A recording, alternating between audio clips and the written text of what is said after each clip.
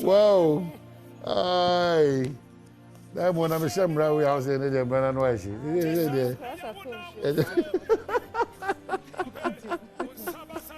Marching up of this. Ah, if you march here.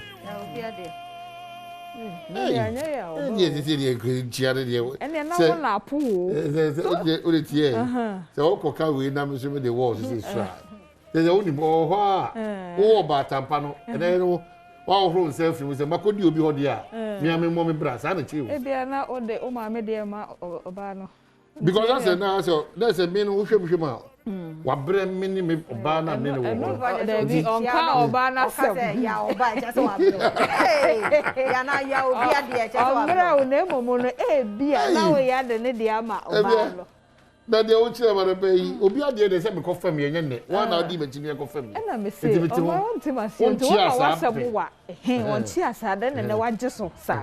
And I may say, beer, not on a dear, never manager say about all day more bad. Oh, and yes, our homework. Okay, there's a minimum jam. I said, you crowns on farmer knows one when none of them. They are only living not general. I general.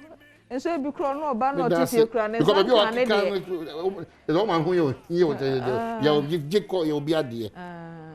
Open your messages here. I will be at the end. But they are may and say, who say in Kumafone and so no be wha. Every crow, you don't know tell I national. One no young hano, young several crowd, one crowd that waiting. And so some fanco, I near the name say, what one ordinary in our can pencil. Yet, yes, so name Kumafone and Kumafone be a comer, and soon be a comer. You won't come out for and soon be try on more there. By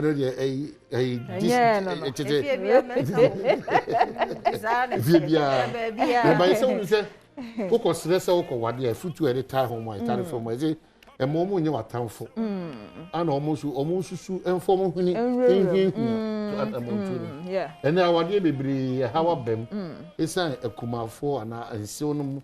A quiet omodin maybe and I'm one amount to be on 20 years. Okay. And your best Bema free bushim or bear free bushim. It is still ultimately bushia for but quiet before so manage. Yeah. What I say, bushia for no to be almost won't say, or modishini, even though walk our diasi. I don't just say what poor mokra because Kuntu Shaya. Nichia no, same seer, Ubekofi. Sir. 20 years. Now so bad no so bushia for o be man now so bushia for now dri nyina fra kama na am be atimi akokama man se mo ye dia nkomo bi ho mfon tu ntem na komo no ye ba ko police depo ho nkura na ko school police still na se ne un se ye so se bi no akọ ma do ma nti am pese ye man si ye ni so no mo mu asa nkura no zebra crossing na nya adwuma even though e wo ho ba e bi amake na pepa ye ma obi megina ho no mo indirect e ma ye nti me mo ye nti sa ha dwen omomo aye nsa and aside no so on say multimedia can brands ye twiye ka twiye so ye de respect the red light red aso message na afi na we smart driver o be femako motor phone tissue ni ye focus na ye ti extra campaign we na nye multimedia can brands ye nyina en run ye pa ho to mawo afi sem so ma respect the red light yes red aso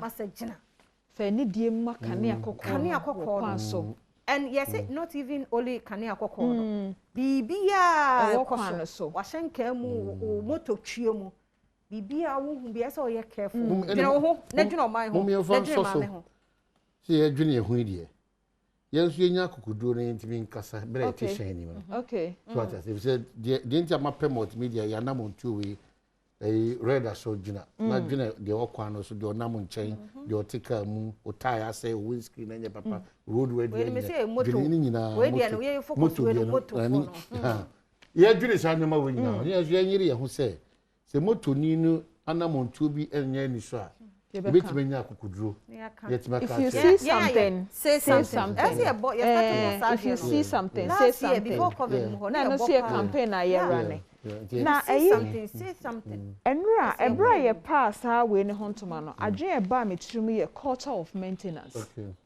ye kan sa no ye nhwe se akwan ne so ne ma na ye maintain ye ne ye be maintain if you say kokon no esese so no sanfum so wo ho na nso ya sa na ye pese ye bo ho ban na besi okay zebra crossing ya wo ka ho asemi paint fita no apepe fi ho no ye mfa bi nkofa so a sa de ye bo ho ban na besi okay it's a culture of maintenance ye hwe no nso se na be ya botae no ye bedru ho na ayi enwa before news ayi damte call Rick Junction say oba bi on do last 2 years na nim pregnant woman wu because ni kunu awaka no na am say onya cows ade nto de tena moto so excuse me ni so oye kremoni a wagu ne ma ya fi na me say esane na ekoshe ka bi asena twe no according to girl now no ye kasa ye no ni yem no mo pa mienu oh it's serious it's red light aso message na mo me nyina ye nka mom so kunu ye okada ni wo boyfriend okada wo fa bi ye se okwa ka hye ni tirem ye nyina ye mo ye ho ban na okada wu ana se moto nkwanhia no ya na no ote okay ye beko kofa kase bo na ba the Democrat 37 February no echi ma menka se afisem ni agokansi ana empensem mo so ye de beto aso ma it's a beautiful Thursday onyame dia che and bosume foforo ne de etoso June bosume no ne da etoso miensa. We are always grateful. This is the month Diamond Chira. Some few days more. No so and a second and a third. Nyame adom ochena na awotwe aka 8 day 11 say 11th. Nte nyame adom ochena fiada ne na awotwe Oh we si fiada. Hey. and you bojaye we de bojaye. Ye kwaba.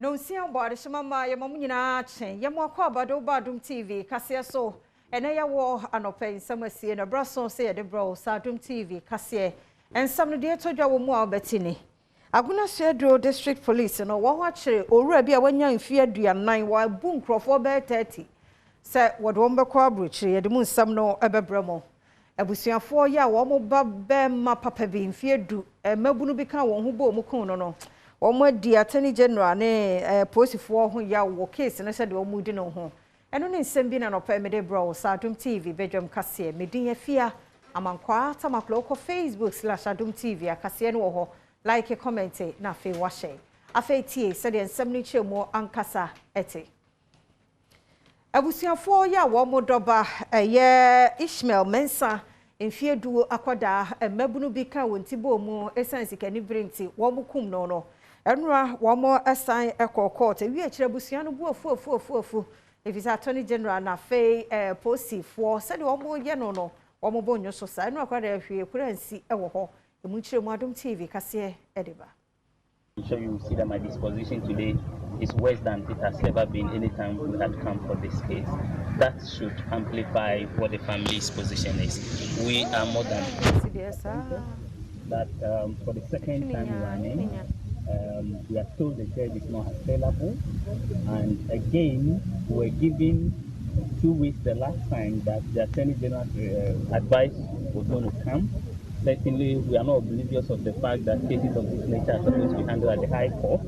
And so, to the extent that the Attorney General's advice will have to come before the case is directed at a particular High Court, and that is also delayed. I think that the system is failing us as a family. It is becoming a theater of uncertainty. The case is becoming a cliffhanger for us because we do not know when the matter will be brought to rest, and we have called for an expeditious trial right from the one. Aguna Sedro Posi command no ache owura bi a wanya mfi aduanan Benjamin Notabel se wabu enkrofo aduasam mrante wa ne mabawa se woma wo no sika na onfo wontu kwan wi akire wadegi sika na mana kosom 160,000 Ghana cedis Adom kase edeba. To bibia nkoso wo se wode ye ko Spain ama man na wo Spain no ka kire ye se ontime mmoa ye biem o ka kire se ye sika no wo bank ye beji ye sika wadum ni phone watu ba bia wote ye se ya che no ye hu de asem no eko nti ye sere mmoa ye se be ya ye nsa be ka ye sika wo sika no wo bank enso da bia o ma ye ne china kwa na branti ye sere mo ye hia ye sika mbom na ye pese asan ba ko ye police fo nko a e be se be wura na mo boaye se na be ya insa yebet maka yesika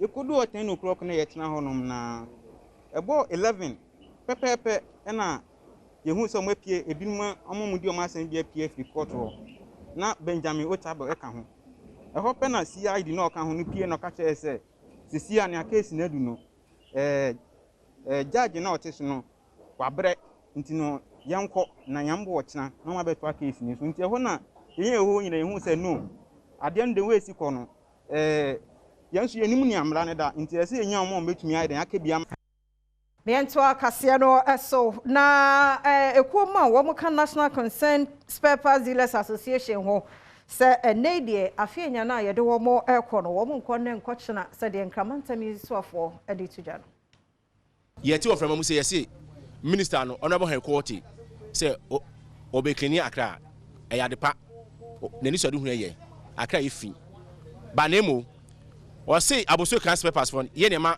traffic abakra greater akra nto be ye free ha on kan ko community o say aboso kan association na approach wo mo say ye free ha ne say the bidda ensi enye ne kresa mo de mo kan ne kre owura aboso kan a na traffic e chikakra wa ha ene mo kwa business na say is traffic kan chede nim sa biom wo fa kwan we su a traffic ye entrando street so ye we stores enti ye say ye de ye bonjo so say de kwa afenya enti mpanifo na eya bosuka fam do mo so mo ye mpanifo na mo de omo sa hyase no e na ye ka twom ne aban ne minister ne say ye mo 2 weeks say sa adwene wo mutirim no omo ntwam ye nti omo ka omo pa ye chew enye sa na ye betiese montene so ye se ye nkwa afenya ne ye nkwa afenya ochina na ne tietia ne say aban no e wa agenda bia obeso o de ode ba sa savage vehicle na sem na ode buy so obe transit cars ni mu no onu ti na obeso ode sam na because ode buy wi a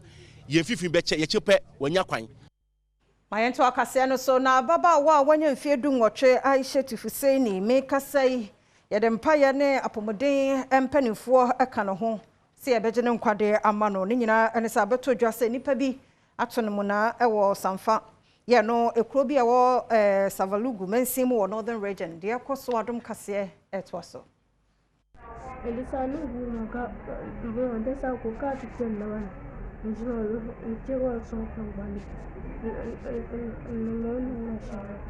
do nembo ino be nirbala nembo ino no ino la ndesa kama kuru ndesa kuru kamungu ndata amana ko sesiano megidi se obehia psychological support kakra because kesiada no panic obai no it wasn't easy me illness ba ko se de na waye no ti me frɛ me illness ba ko se o meso ni mo mai ifa hu abrante no ya mfa no ahogo so kra ti obehia psychological support neche se di na ni twa be ma so na abrante so na se kesiada de hu ye no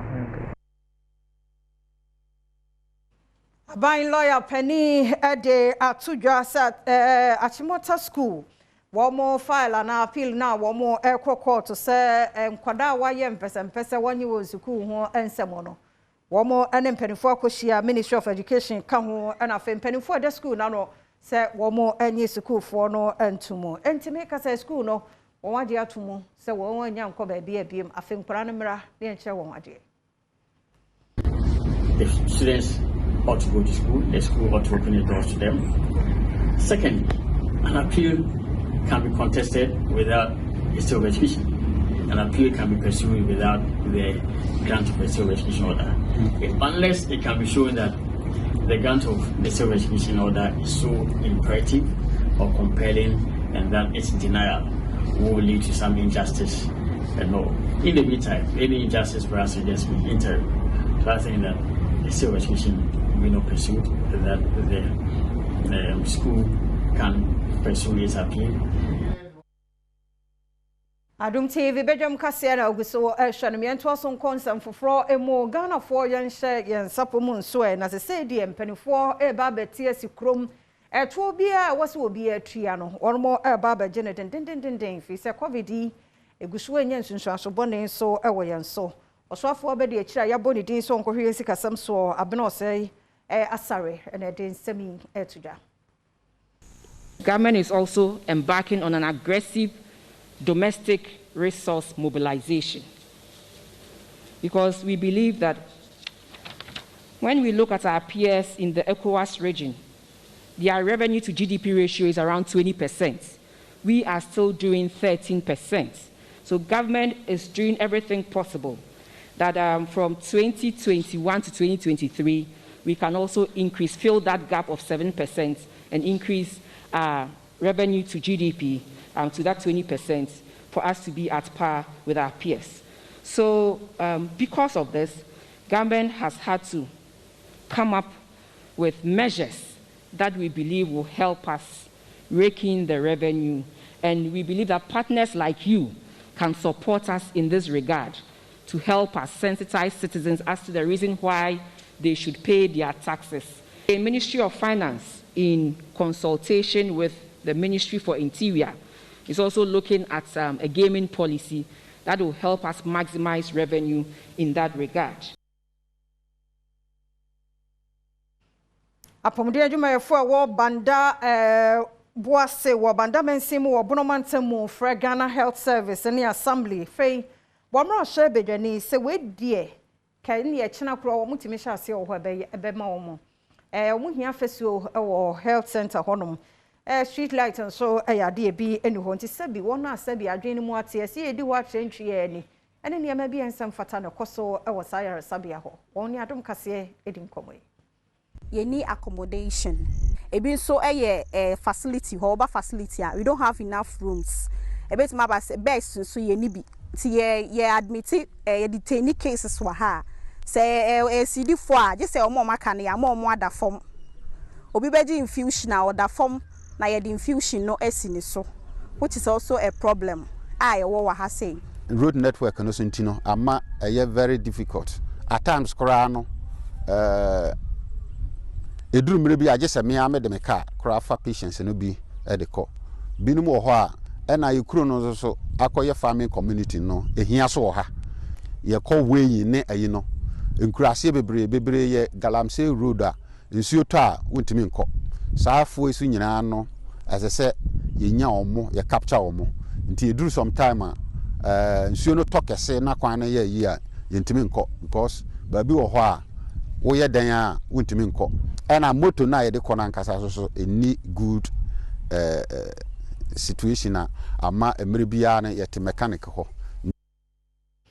Mayemfa kase ni nwie kura dia internet so loto twa mechre star 787 star no wom gusu a ne wakokopie mu wo boase kwabena ne ediska 136,000 Ghana cedis adom kase etwaso twa na nyame ya adom na last week nyame ya me adom a metimi dibi na me win jackpot the Martin say is the third highest jackpot of 916,000. That's 916,000, and I'm saying we need top price of 20,000, and so together making it 936,000.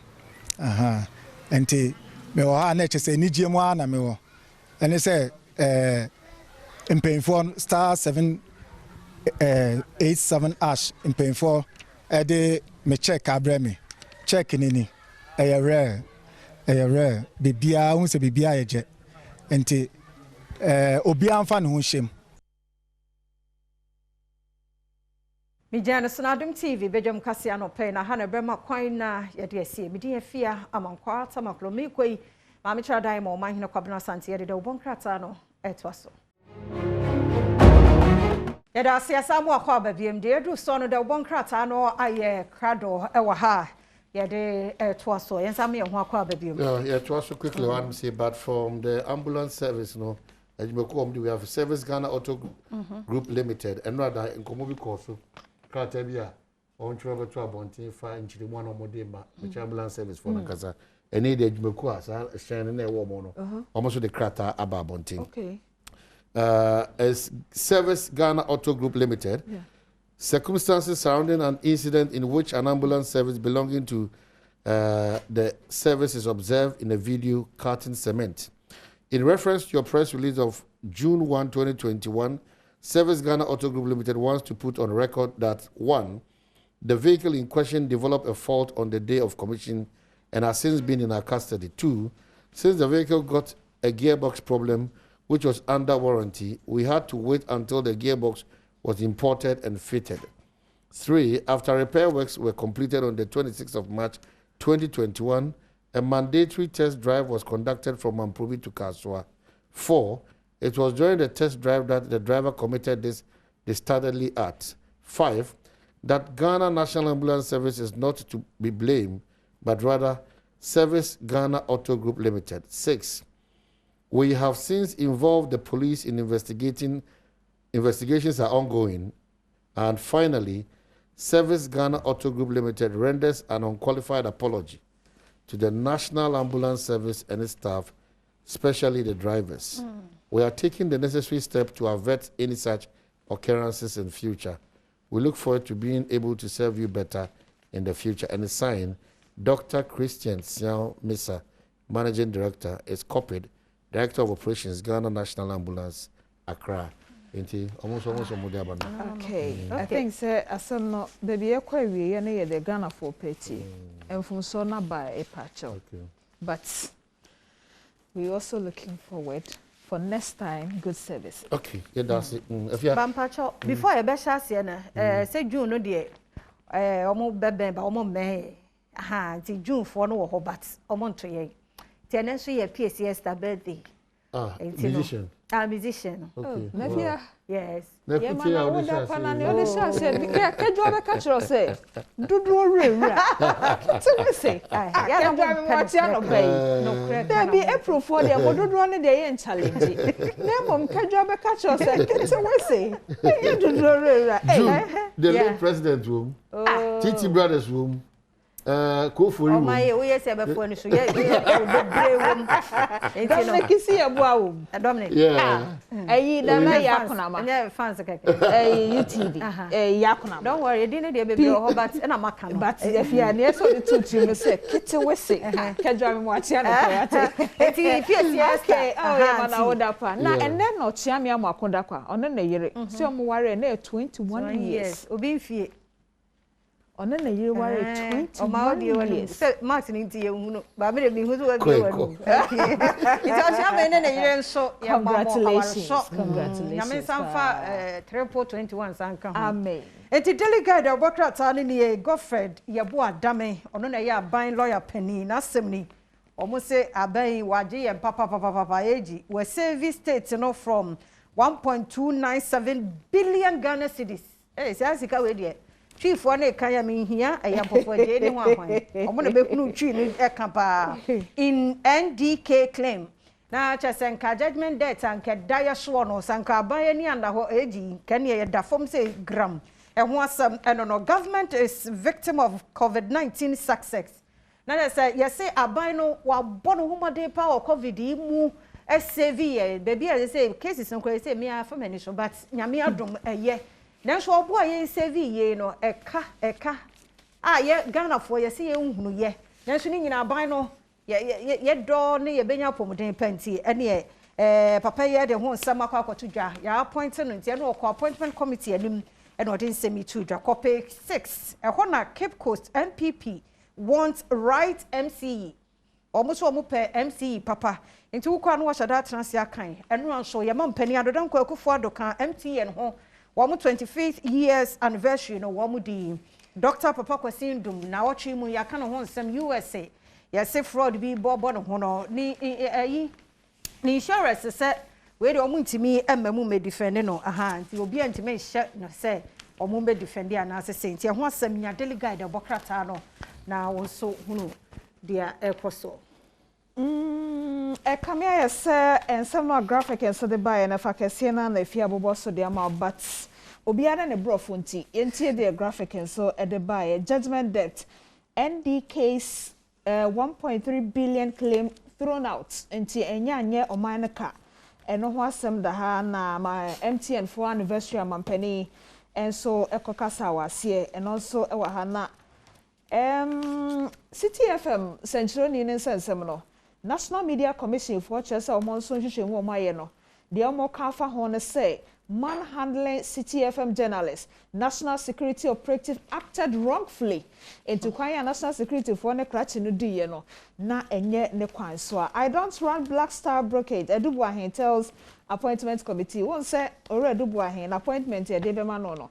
It's a conflict of interest bi um. And enra wo church mu say sa Black Star ho sensem no de ne nsanim enti eno so ho asem ha na Ghana fo nyina hye ne say 11 June ma woda no Ghana eco green da papa fi say ye dua enti won so ba bia wo bia wo fie ho de fadua bi si ho sada no na gugu sunsuo na hwese dachi bi e ma wo frama ene enyu ana enti 11 June Ghana eco no green graphic de no ebi no Ghanaian time the Bokrata na ye 3rd June 6 years ago me can June 3rd some kai fiancy anie na nsuo to ye wi akire circle ha e de awu papa e se urade se sa to renchem se de bi mbabiem ti wona wadofo papa bi fa so hwere won kwan na wonya apira no urade no anabasa ne so eda won so ne nkoso anya kese e wo won mo so amen eti Ghanaian time the Bokrata no na me de be operation hot not selective enti owura Dominic Nitiwu na dey to critics no anim yenyenyi yimu se wo utosi no wo nko ade achewo e ho asem de Bokrata na de aba e na afa transport fares go up June 5th na se hye no so kwotena yakotena toto mu a from 5th June ekode yato ebo no mu enkra hanso ya chiri nipa 339 suspected so omo criminals into pay 3 at the Bokrata no so de aba page 16 provide better services to public president urges telcos nya service ni nya yie o man gina ha na frɛ ne pa yeso adum no mi wa phone ne kura ni that dey problem and the confusion bafiem oh nipa ne num phone no so wa frost wadum no enye mun hwama ye na taxes are you tria wo sa phone course so na enye easy Ghanaian time the Bokrata no so e dey anopay o dey e ba ye eno no okay me the chronicle to aso na say atoyamantem ho no okay Omai Hene walks out on your wall. Omai Hene walks out of Rexeg meeting. Where the upper disco, my Hene. Asem no he na kwesi adima otoso enkron. He na nanima honhon wa he na. Ensam no kom kakra wo kratafa no de otoso miensa ne wotwe na na te say na ekura na brebi wombo no bedwam pa ne hontoma half naked egu nanimu ase. Enti Omai Hene walks out of Rexeg meeting to settle criminal case at home. On Saka obeti ase but ba ko bi e wa ha ho. Oh, a former South African ambassador, Rajaj you see. Or say war on Galamseyers, open fire, kill them. Former High Commissioner suggests to government and soldiers ebreni ho makai mukakra na nipa ni person o che say e to de bi abrabom no penkunimu agise bi wu.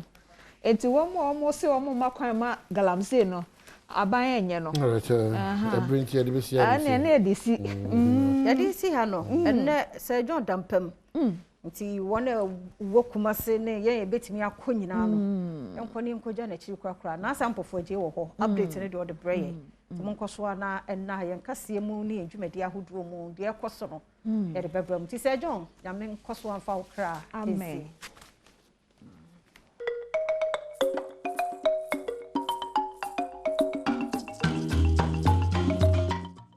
Awusia yesamu akwaba yentu aso agudi ensemu ensemu de bia me kase bebrela de se fata sauti ne de abrel oneexpert.com or de esia konkon kama ne de ensemu no de abasa so na boafo eba center enso kan ho ya de ensemu no de abrel keju na kasa ne Erica se du bori na wonim say euros no countdown on and check ye kopie mu ahwe se bibia betima koyi ye ne de brewo TV ne so and radio no so nti hye ne so mame say you 2020 efi ne ha enhwe babia entie babia na teams ahodo no announcement ne nra na so bia ne squad ko na ewie bibia but abanfo ahyase bo friendly games a omo ehye so mo den omo ba tournament ne mu de mo den enra okopima Wolves ejina na so he senka bia betima koyi but France ho den too much France born come and want to be Antoine Griezmann, Shebi, Kylian Mbappe, and Ousmane Dembele, and so to me Shebi. Now Kupimo England first catch Austria, and so at the Pim. So one day I'm to me Austria. Kupimo Liverpool defender Alexander Arnold. ya bobo no afi akwa na isu yen hwa ne na ho aka and egusu di akire ahwe de be kokko. All right, England game, France also game amode eprim so other games and so kokko so ane ade a omo eguso e de attention pom. Na me ka squad announcements. And so we share ahosepe extra. On say ya near ma Saturday is Sunday be a guy ba oye no. Sa na Italy for na ye na mad the whole Europe be a kasa. And I'm who say yes hero e be the power. O ma ya de no e bi si da. Squad keke na ye be announce no e chen ahosepe extra. Ye na come on banyum to 4 bet to nyum at the place he to nyum oh madress yom kama with the Black Stars baby. FFA. But 8 days to go. Euro minute muna me borra anesa 8 days bra ye ni bra brede bra no eye Euro 2020 now I say share city na ye hwe 24 coaches e ba no ye hwe 24 coaches e be piem o Euro wi ase no hwe coaches ahodo aduonu nan ene be pie Euro 2020 na se a ene obi abekere ne bobre na kruwa yi wa wotiri be ye no wodi akofie uri woni kire Italy a Roberto Mancini ene edi omanim Wales nso omedi Robert Page Switzerland ede Vladimir Petkovic Denmark ede papa ne diande Kasper Jomand na uru Marku Kaneva ono de Finland ene eba Belgium ede Roberto Martinez na uru Stanislav Sechosov ede Russia ene eba na Netherlands nso Frank Dubois ene di omanim Andriy Shevchenko ede ne man Ukraine ene eba Scienso ene Franco Foda wodi Austria man animu a omo be kire omo bobre North Macedonia ade Igor Angelovski ene eba Gareth Southgate ede England man anim Scienso ene Zlatko Dalic ede Croatia ene eba na wodi woni kire Scotland na owura Steve Clark baby Czech Republic Jaroslav Sihavi ene baby Luis Enrique ono di Spain ene eba Jane Anderson edi Sweden mananim Poland edi Paulo Sousa Slovakia edi Stefan Tarkovic Hungary edi Marco Rossi ene Fernando Santos wodi Portugal mananim France nso edi Didier Deschamps Germany edi Joachim Löw ene ne krakra mu no Senor Gones ono ne papa wanyini pa e wo coaches nim wodi Turkey eba.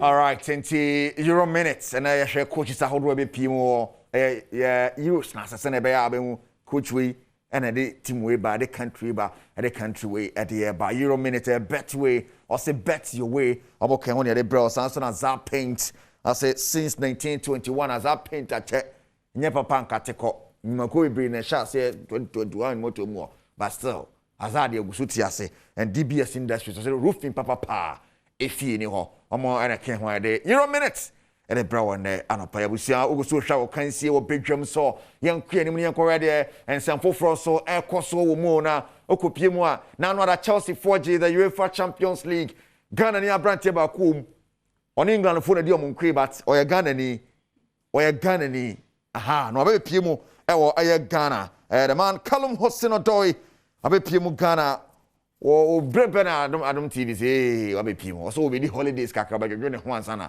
wasan ko yenhwe de bra be pie mu na sie.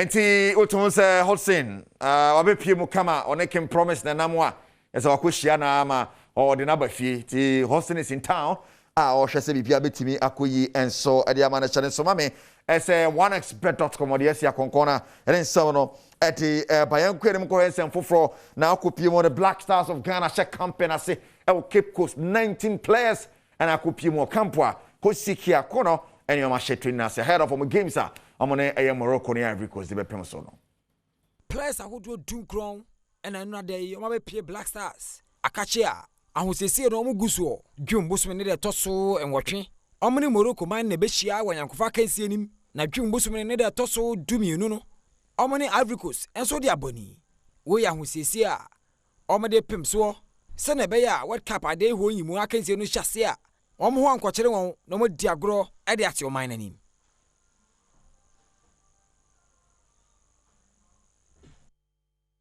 All right, into the Black Stars of Ghana, we go studio man who see that they be PMBano.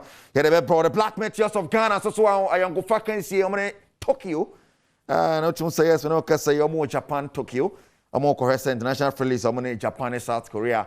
Ede be pimo sorom bebo. The omo arrive come out Tokyo Japan. Ye share say na won sem no e see akoba. To mo ko pie mu no. Ene say na share city no. E won sem ni.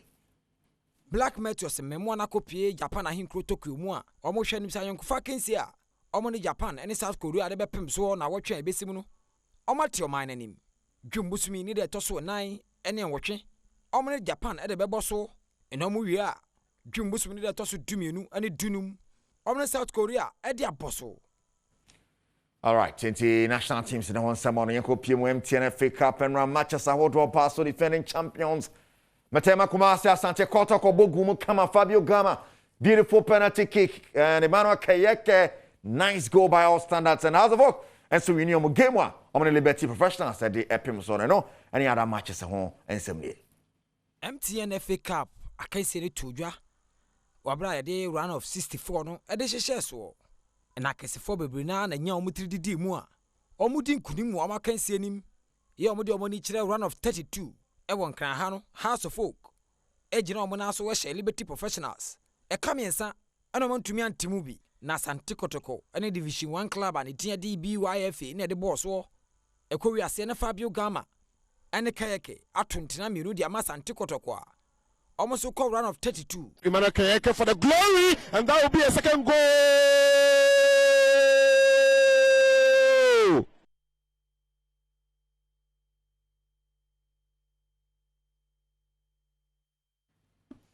All right, inti ne de ekoso wo aye kotokode ne mo ne House of Folk games de mo and Imana Banie a free Banie ball goal at my House of Folk about 2 and aye Obin Junior so de ba ko kan wo de House of Folk win 3 mo give am Liberty de pem so and so no yan hwese na results no aka so esi ekoye and okopie mu I can fight at na fie Ash good be born kaba kwa want to me ante wafa bo akachi for 4 yes.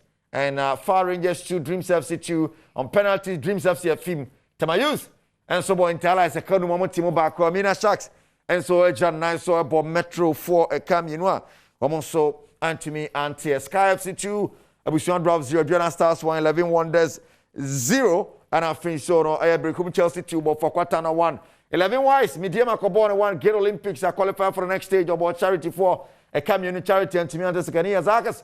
And then Karela ball 1-1 on 4-2. Karela are through to the next stage. And I'm on my qualifying in here. Sante Kotoko, House of Folk, Ash Gold, Wafa, Far Rangers, Tema Youth, Almina Sharks, Sky FC, Adriana Stars, Brekum Chelsea, Mediama, Girl Olympics, Karela United.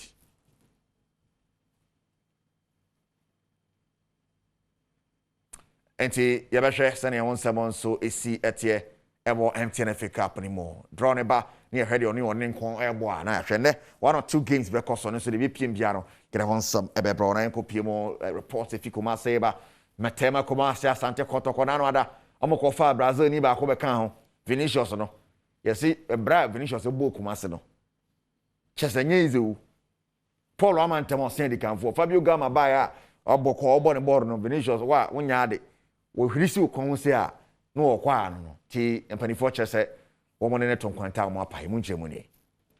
Nokra gets it back again, but he doesn't. Shot is fired on target against the goalpost, and Vinicius gets a goal in the right place at the right time. Asante Kotoko, and Brazil need to share Michael Vinicius. Aqua Setina, Afanu Mienu, Atio Muntem, and Che, and a brante beka boko yuhua. The Washington so no be diagro, Aquanimu, and Swan Koya. Kotoko, HRS, Abrante, Nebusia won Samu Kakra, and it was a quince and Kawaka Rebusia. No beto na kansie so ne sanse nsem no ano aye dene e wona busua munti ene no na kwa setena ya enei contract yo mo no omotwahu enti wote male kpokpa na kpaso a boafo eba center e de yesia konkon amere nsem no de brawo na anopai na ya na doso pa na so de se fata sauti na ye de ba kete we sinyere duru bia wanaexpress.com so kan ho a ye de nsem no de ebrewo me pacho chene so Sergio Manucho me producer. Yes, and your birthday. Reverend Mrs. Mavis Amwakwanta, First Lady of Parliament Chapel International. Fantastic happy birthday in command mommy. We heavy. I mean shout on ton kwanem pa. Kaisa wode nanka sambe kakejwane ho. Erica City body ni ene bono nsia hia e wo Euros and Samoso. Badwam and agusu hwe. Watching in prayer, so now Mimi Sao say at the same. Major the send the pedia from the over just say a year. Now so say maybe Sao say at the same, I infertility hon some noa. Mature and some noa, ama a wafon and terminal. May in fear cacrani, a warm my yana. Eh, be I will be sure if it's a man of pay or say, eh, diamond. Makosam yin and I would do home come away. Aye, it shall see a do home come office say. A 20 year de nyacheswa. Wonya wuye nso de uwade enti e bia na nwura na infertility ho nsem no nya enne chechire ya ye ba beye e bia otena ebeye na megidie nso ne mempa ebo no se chechire ye chi no se wo hawo no no nti a entumi ma wonya ye fonde a erade mo wo na wonnom bi se wo hawo no no a ka se amen na no pay yankomo ye bedi na fisem no Dr. George Donko wo menchen ti kan akoma to yem he said your hawo no tie wo efie ho bia no ye borura ho bia bedadin e won komo na chi na no pay so chiamia mo akoda kwa ene ne yirimi na me mamoache e mamomo ni yo e mamotrim kwa moya de o 21 years wa wade ase oba osanwo mema o mi na mo ochiame okra de o de mo ba ko but mi na mo ochiame so ati akutia no ochiame wo mo ba ko pe mi na mo congratulations to you moya dear nyame shamo na fe happy birthday and so enkoma Eugenia Nanama Adima wo Bema camp we fi wadamfo Jete Samuel ho happy birthday to you and na me saka ba ko bin so re yo no so wo Michelle camp na wo chese adetena ne papa nhwe efisemu a na chese ade ante ne papa na nne sa ne papa no awoda enti Owura Matthew Ernest Yankee Oba Sergeant Yankee our Michelle Camp Battalion in 1st Infantry Battalion Michelle Camp say Oma wawoda papa mesme ma wawoda papa sa de tie bia sorry a wo hwe efisem komo chichie teacher Matthew happy birthday to you happy 70th anniversary to you yesre nyame nkwatenten ne ahoden e de mom na yenkomo aye ba bedi enwumakuo yinti ye wo sa kwanya no ene say Yaksin Herbal Center for some control say dra wo benum a se honam ya na eno wiase a wo ba ye tete wo a enkasa nche tituru kra ne say FD age atum so atiase enti wo de we no eye frɛ ne enye wo so ne ma obi nto ye ma obi nom ne ntimi mwa o frɛ wo ma na ye 0244 723 541 and I say 0275 907 009 eno dan chenko a kona kota de wo kompu Ghana na wo monche obi nso enka ho kompu Ghana wo hoi wo se wo chese wo mani na aso na wo ntimi nkwa fiefie mu nkochicha de enti de omba ya na sa wo de borura won shop bia na kokoto enema ye electrical gadget na omba sanso acha obi e de aka ho se wani ji akenka ho se na pese ohu bibia fa kompu Ghana ho a website no www.compugana.com afenso so pese wo friends so a numbers no a wo frɛ ya fa so no 0243 143 143 0243 143 143 eno ye Compu Ghana phone number enti se we kasa Compu Ghana no just say passion for technology because we are no say technology abi you date ase na Franco nso de yentumi ntuna ha ye mo Franco din bi se na no ya hello na abaso a covid nti obi anko obi a honkosra ni anko to phone papa ne laptop ne TV papa wo Franco ho a anopen komo papa ye ba bedi na fisem so sei enye so ni TV o wo TV na so he TV na wontumi hu ade konkora wo hwe age se Franco okoto phone ayi TV aya brand no na wo hwe Adom TV ma me kira dan ma wo so a wati afisem komo papa na ade bia ba obra nti aya kokoto TV wate any phone na nko obi dem nko sre obi ye hello video call Franco de wo frɛ wo mo a esa ancestral no aye phone papa fie nti wo numbers ne so still no a 0246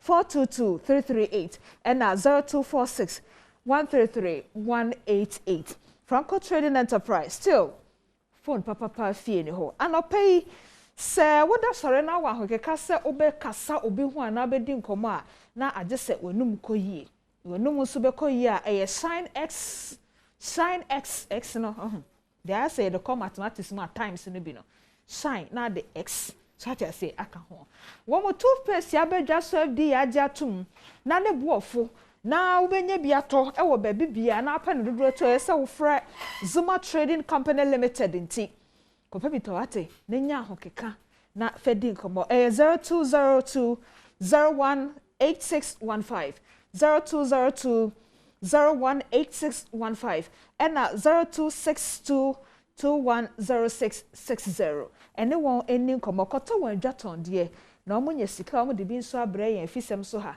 na yeso yetena ha ye di nkomo ewo afiefiem anopay Dr. George Donko ewo menchen ewo ha Dr. Mpacho Mate ye nua apomo boko na no fiefo nyina ho ye obi aho ye obi bi kokko na ebo ha no kra na ekum no e ma che odo shoe no misum se shoe kokko ane ene ka wo ntimi se bi shoe tinka wo yi udi ene ka me ho wa ha nso nua do na ye ochina ana yire bebo ochina ane doctor sebo doctor me da say anopay ye hwe infertility enye emanko enye memanko but ye hwe ni mienu nyina estode bia ye Ghana fo ya mamre ne ya dwene mu ne ye nkomodie mu ne ye ntitie mu no ya ne ye ka say ye ma haw na so mo pomode mu animde fo no mama ye hu say enye emanko haw na de ban pa ebema obi a wonyi a wasoso obewo wa ware ase be hu say ade we na me hunu nsonso aso o me nipaduam ne me nipadua so nti bi ada che de me be ko sa te bia we mu no ebi ne di okay you ahwefo me che obi a e de ba Adom TV right se ba infertility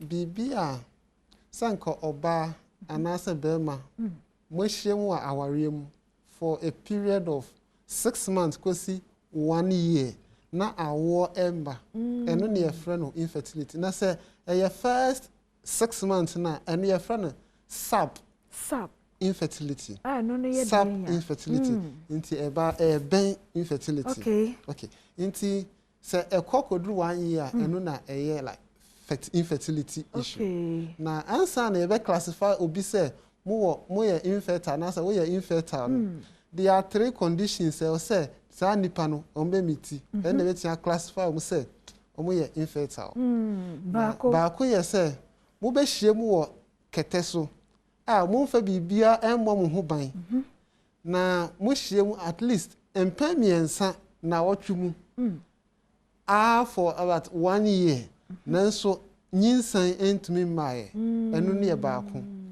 ena mienu ne yet say that is for that duration of 1 year no okay inti say ekobase mo ya warfo na mo hiem mo mfa bibia prevent mo hye rubber bia na say mo nye bibia but awo no mo hiem 3 times in a week for that 1 year na you're classified as infertility. Now infertility you want 2 types of infertility. The main one is primary infertility and there was secondary infertility. Primary infertility ni say oba no ene bema no obi anwo da e wona brabom. Okay.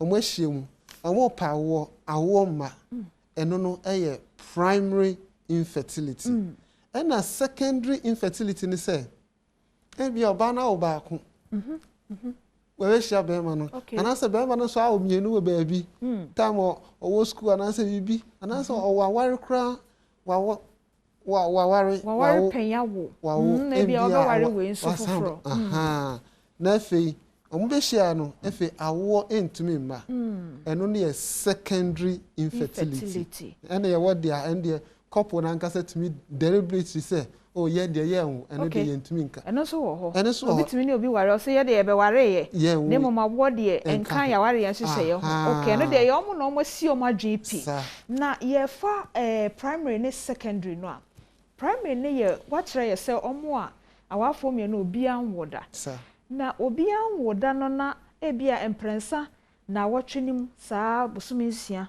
afe said the church na ebi maaye no eho no na ye na Greek no wo no na eye den ya yes nti say eba ne sa na etoda eye hormonal imbalance ewo both oba and bem etoda so a eye bibia friend inexperience oba ne bem no ombehu said de ombe calculate ovulation wo oba na afem no so oba ekwa afichira is a first sign so oba betimi awo na saa afichire no obekọ no so e wo sa oba etu kosua na kosua na oba betu no kosua no the maximum time is 24 hours after 24 hours kosua no expire to the next month nti eno no e wo sa e ho na saa agrek na kan mathematical nti one calculating ye na o mess pe obetimi na atoafa because within 24 hours 24 hours nti se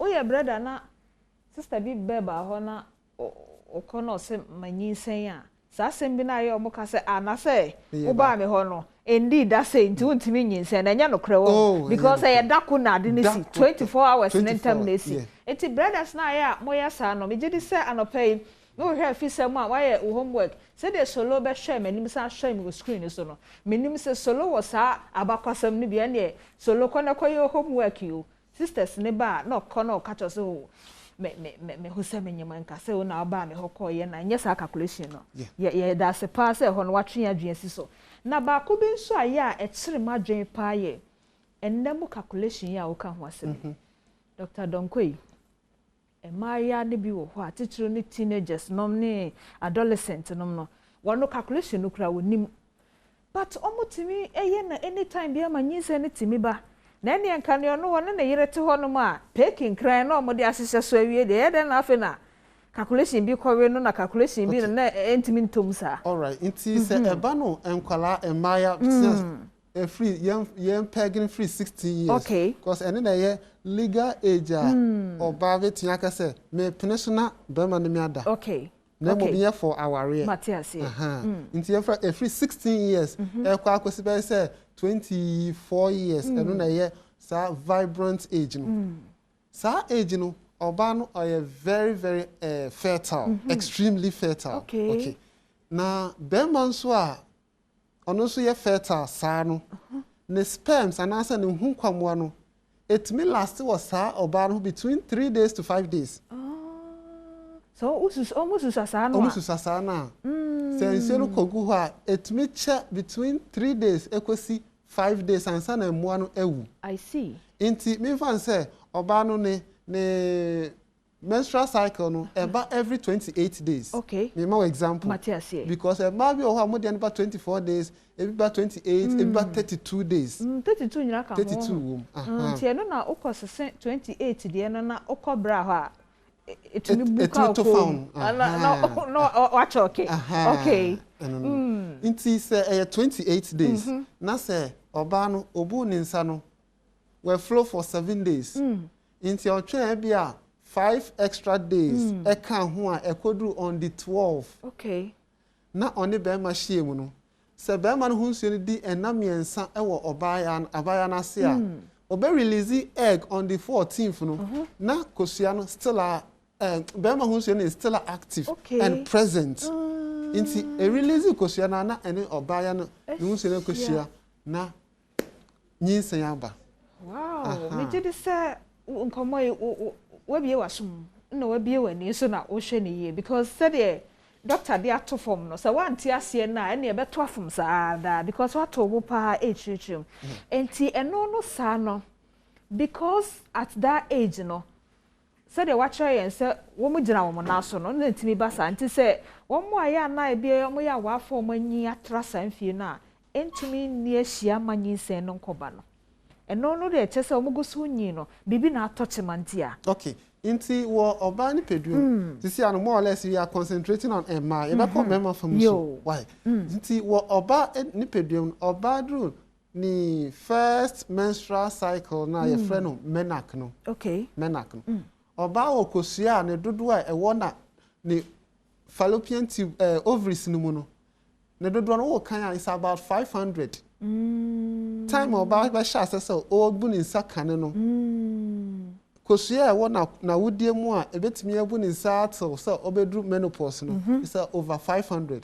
na sa 500 no busumbia oyi baako inti afimu no obeyi between 11 to 13 into multiply by ni fie na obeye menstruation is close to 500 okay na oba enyi to certain age say 30 years no na oba no we use about 80 to 90% of Sakosua no 500 no into na akaba say barely 10% to 20%. Ti eno na esa uhu bi a wanyi ose oh so we de ne nchen boto dodo. That is a one chain na gu ase ho na de tukosua no. We di kakra ma na be sen fine. Tipa. Inti aba ne sa na so one be ma a ne hunsuo na ho de ni enim yi a etoda na conception abe difficult and as a nyinsen abe difficult.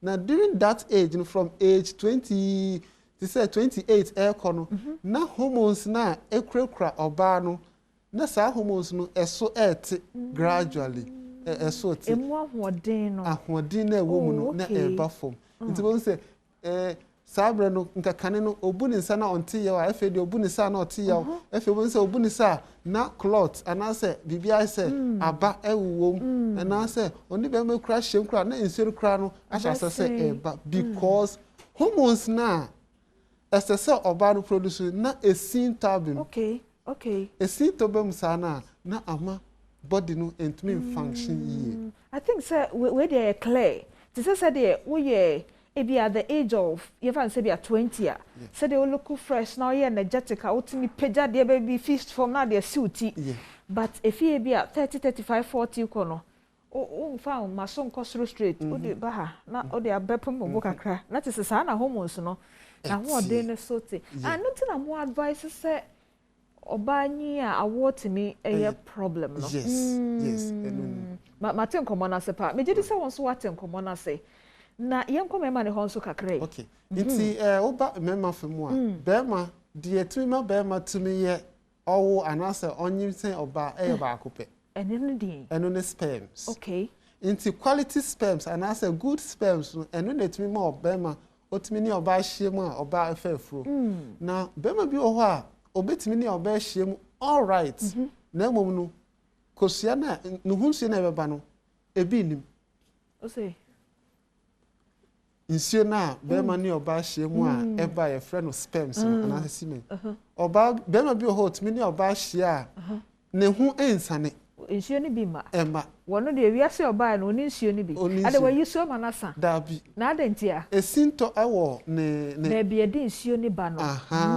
esinto ho eba ne sa na bema untumi ni oba nhia na wonyem bema bi so ho sa enkwamwa no enka ufa atrikese na yedidi na friend tablespoons no ufa susu bia ba ko a bema hunsu ya say wo mu no anya bi kra na say ye 18 million sa teaspoon no teaspoon ba ko no eno na say eye 18 million kwa ubetimi ni oba hiem na wanyem every winsen basa ko basa sa insio no esha ebi mu de eye kitwe bi kra to say 1 million a bit yeah it's 500,000 a bit no 1 out million of 18 million ani a bit there to be 500,000 that is when you 1 million no it is how no sa no na se wukuru no no a bia na enye oba no kosua mu ahoden a akofo ma na se bibisa but nyin sent to me nkoba enso na opawa pa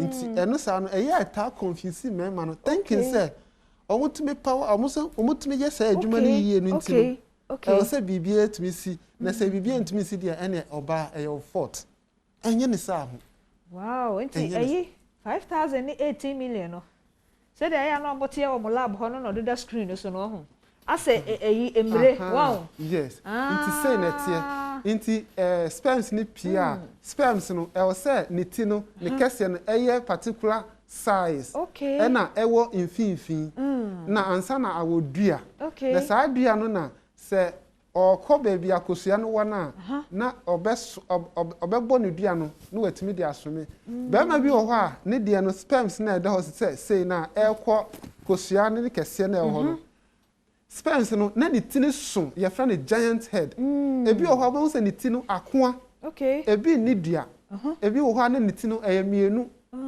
eno sa no be ma wontumi enhu anase be ma wontumi entumi fertilize kosua se eba se etire no be bia se microphone anase I say mre afele ase emre esemre on sa do esemre ese microphone esa se me man kasa dua ne nso anase sausage anti se kosa no a na se eso dodo a entumi nkonyinsen oba e na se ye mienu a nitini apa enta ni dua no ye baako na wo nitinu apa enta eno nso entumi nyinsen oba be ma bi wo ho nso asa nkosua na nkasa no ne hunsie na nkasa no se ekogu oba ase a e wo se e move in one direction ti se dia omu ina omu ani kire faako no but once on the ebi ani kire north ebi kire south west east any dia na chasa omo apit eno sanso mu ntumi nyim oba yani ase ho nsem koso etu de onim se wawura ba bia wo pu bibia gu ho se om kodu ho so mo direction east north and south obi afa de so man ko bankrom no man ko fa ko a that is a pasca yes I see nti we eka ohawa etimi ema bema nti na obi bibi sase ena ekoba sei na eho no akoye problem no nti bema bi wo ho a owo problem with the friend no yeshua no ananse testicles eho na ye produce sperms ni free nti se bema wo oha wo sa bia na sperms no be produce no etada oha esinto ba ho oha wa etimi ha bema no ebi ati se bema bi wo otimi ya infection chronic infection wo se ye nkwala no onye bema but wo nua bema na wo yare bi e friend jemre kutu eno na wo se eya afun na outata wo ya bema na se wonyidu particular age na se ye wa ebetia render infertile ena obi o but my age no age limit between the puberty age no to say free 16 years ekwa to say 20 years so jemre kutu ye bema it me affect the sperms so ni o de be wo sir ene jemre kutu no wo ha dwen pa wow viral infection enti ade na ya ye hu onipa na fon ho no ewo effect wona se who say ye obi bia e friend on lymphatic system minim da okay say dia intin na ewo ye ho no ye wa another form of intin na emom no eno no de e carry waste material and lymphatic fluid inti eno na se bibi ti wonan ho a etimi chewdwoa etimi chewdwoa wo ya ase me kai so no nya krokra bo se na bibia befu anwa se ba wonan ni fa ebeti aba ubonkum ebon sa lymphatic system no it is all over the body na not na ewo ya body no se ko ba se sa virus no omu trap wo ho a na wanye treatment ntemu a anas wanye too much na se ba money to me film all the way e ko ba bia testicles no wo na mo affect se dia testicles no e sha se di adwuma I see nti eno no etimi baako ba bi wo ho a ye wo no preterm Nemranso. Okay. Ya wo bema e wo se bema no osu emra ya wo na owo no pie na se osu nge. Sa esu na esu no enebo bema no testis na na se ne hwa no mani tumi yi free ne groin ana na ya ase e de begu scrotum no. Wow, awoye ho na no. Wotum ye na e se oje nge. Wanje nge sa testis no ebeka ho. Ei. Eka ho a obenya ha onia because heat na ewo be ma ye hwe ahono say -3 degrees of your body temperature. Into your body temperature na 37 degrees no. Heat ewo ha say no say ye 34 and also 32, between 32 and 34. And no wait yan bo no produce quality sperms. Na say ko ba say heat no sure na ntumi enfre hwan pia. Heat na ho no e be beyond what the testicle can bear. Into produce sperms na omo ewu.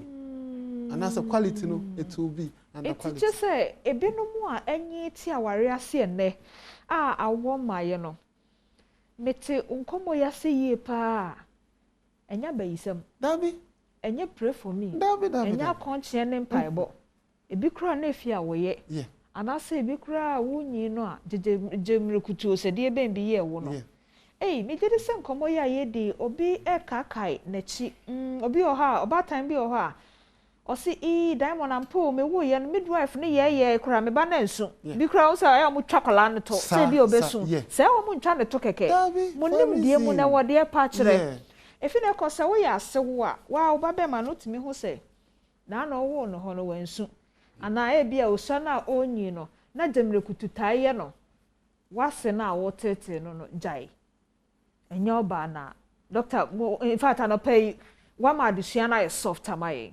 enye eyi beifo bi no a wosusu se wo besese kro ni beyi bia na ehase fi baby eti efa ne se obi wo ho a ye di nkomo ya se demrekutu de na ha me pa ana me wo me ba no wansu bibisa aye late wo ho enye late I was say otu anomo eko ayarasabia ye obibi ye friend scan nti ya scan be friend testicular scan nti ano na e betwa testicle scan was our testis no so then we ho because of that problem no a creative be a friend testicular stones I to say a boy abbe build up testis no nti e ba na sa na emma sperms no kwan say into produce ewo e bi nso etimi cause damage to the tube na sa be ma produce sperms fm kra ediba no and also etimi lead into sample into ultra scan na ehu a aside that no so yes am why with a sample of your sperms ebeba ni around your laboratory there are no laboratory you both analysis and culture culture no be more a little idea about what may be the possible cause now based on all these findings here the bomo doctor making a decision very good say MBA endu level there's no hope medication can effective medication between the amount and this answer now modern science has advanced waiting up pick just small piece of sperm more grown in a laboratory no be IVF ama oba no na nso awo nti at the same time no eye wo be ma na hu nsuo e na nyi se oba no enye se bi a abefo kwan bi just that enhyiamu wo mpa so na akofo enwama but enimdifo wo ho ide okay but I come na ya me da no paper nti de me de kese pa wo mu ne se otebia mpo no no a enimdifo wo ho nti ebetumi aboa okay sankomo ya ye di mejidi se eyewuti paye pa wo fie Mr. From wate Dr. Wahana enini ninkomo 0302211701 0302211702 0302211703 and 0302211704 sa number simu bia no from Mr. Franso a feel free na kano krede bia me kase Dr. Sio se hwan ya na no frame me fi kufodo aya frame bi wate na number no man say me pewa down for me pewa sem keke no kra wo kan yinti o fra doctor na feel free na ka de wo hwe na yekokoa mu nso a doctor bema on number no afre no na oni na di nkomo because asem no so na so woni mu ana mu oduma wo hu pe obehu say abrabo ye bibi kakra bi doctor e ba ne so aya demrekutu yen yo because me de mani konkola bremu a menim na fufo ma bi ni ade a demrekutu no okay inti ya wo okay inti sa wo hwe oba no reproductive system na obetimi dey atoto to say a very nice vehicle car sa car either brand new and say whatever you need two things about your car no a movie one driver two fuel and son obetimi movie car now the driver is the brain and then the fewer is the hormone. Oh, okay. While dream on your baby a friend of pituitary gland, a very small gland. Pituitary gland. Gland. L. Yeah. Pituitary gland. Yes. Into sa gland in our hormone. A yin so be a friend of GNR hormone. Okay. Na sa hormone and no na say adwene yi begu awode no so a e ma awode no to produce different forms of hormone to say estrogen, follicle stimulating hormone, LH hormone, and other prolactin ade. Na say a sinto eba dia adwene produce na dia beba awode no mu no na no so sinto wo ho. Nti eba na sa na ma growth.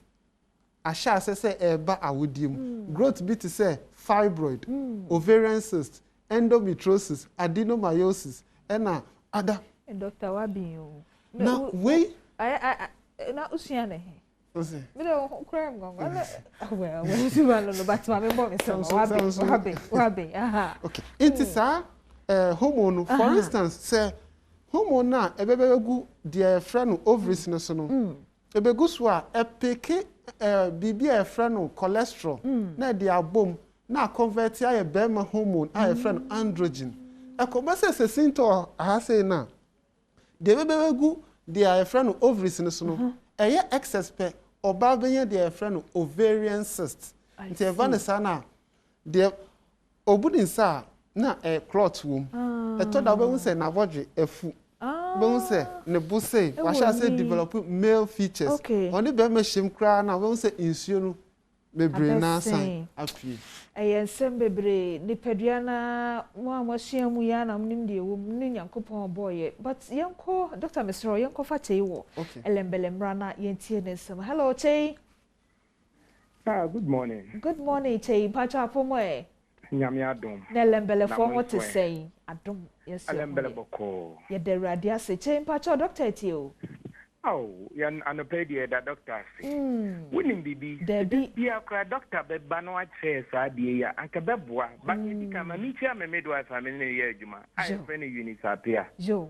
Oye adwuma wa asomase. Na edinso nkoma me ye Margaret Tarisa. Do ni bibi. Debi kacha ye doctor tree. Me dia kadaya me de. Sanka adiksi bia na politics in some slimia.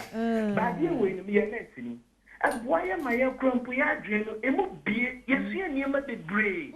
I said, you know, baby, I hear bit here. I'm present beside Doctor. Me want me family brother. Bear, only me, I was bear almost 15 years. Almost with that. The piano, my quiet nest in engineer, ya no more dear Sammy said, yeah, no more bear. It's in your doctor, can be a couple more than my doctor number. Joe. Now come with your mom. Na metron to nyame strong ye dika nyame nyokese amen na anope bia no fie betumi a so be nya sa wati ye contribution kra na program we be koswa na ke de bio mo nche sa ni men mo onu mo be boaye because abusie be break somewhere the dem so ye trinka enti aya ni ye sa program we ya onu mo boa ese ni ye ya be ye na no pa na we say na we say ye da say nyame sha so ye da se pa me da say nyame sha enti che you contribution de ho hia eti he ye twati ni enya hoden ni adwen enti ye da se so adwen sa pa but yet me so nka we so de bia because there are other things and also other problems as say solve but ye be say ye be kan dodo na efie du a na bonten so ajo me da se me ni abana so eni nkomo hello abana. Hello. Abena pacho machi. Me pacho akapa mu di nkomo bi wo. TV su na machi bi me pese. Mi bi sa sem kakra. Me pacho mi bi sa se. Doctor nkasa yi mu no se. So ben fie nyanko animu a. Nkosi anwo den wo so. Ha wo ne be me hie mu a. Be ma hu so betumi atena ne ho enam yensa. Na abayo won kan soda on fa be mada na so ni fie tumi akwa ni wan all pare okay e be say di sa doctor say ono no ne dia ne ti sa abayo a wonya ni fie pi die ana say ne dia ne ti say ni fie akwa ni munti ni gosu na ho okay abafo okay yo Pacho me da say ni abayo what is na so won ntumi ma okay Pacho me da say Medase abena medase pa doctor be sasem na anu ama. Okay, doctor. Okay. Ya normal no. Okay, it say ye hwe said there infinity a. Say infia na kwani mu a. It's about the age. It's not about the beauty and nonsense. Now you being you abstaining yourself. The fact say when ni be ma kra enhie mu no. Eno kra ma hormones no be search. It will surge and that's very dominant. Okay. It will give ground to other growth to say fibroid na me kan ovarian cyst.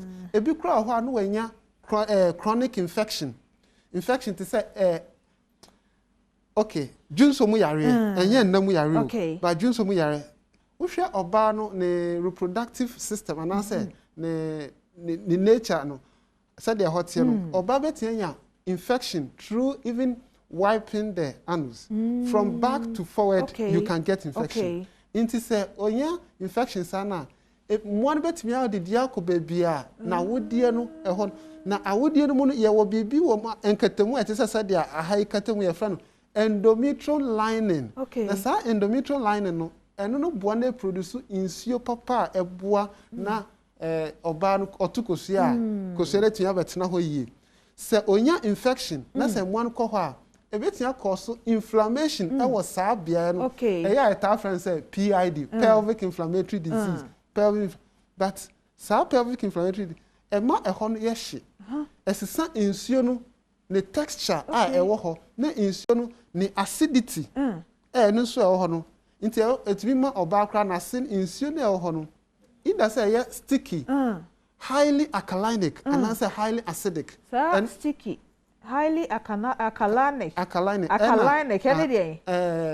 acidosis matchra to mitrim diary ye de esiha doctor mi twawa no na said the common kono ene said the brain so no alkaline esesia na inso kam sim de atum ti diary mo ebeba o be do ebeba but doctor ye de si ha wo ho my own number no na anopewa boaye mate nti mbia pese ye is confidential whatever you discuss with me is confidential nti obetia from here 0267 117 666 okay 0267 117 666 ha doctor de boba ko ka ho na mde me kuma to me yema no pay nti 0267 117 666 okay Mr. Fred doctor ho na kokko musam na bia wantumi anka ne ha ana wo frɛ na wanyan a ene ne nkomo no pay nkomo ayedi ye no fa niema ba ko mienu bi firim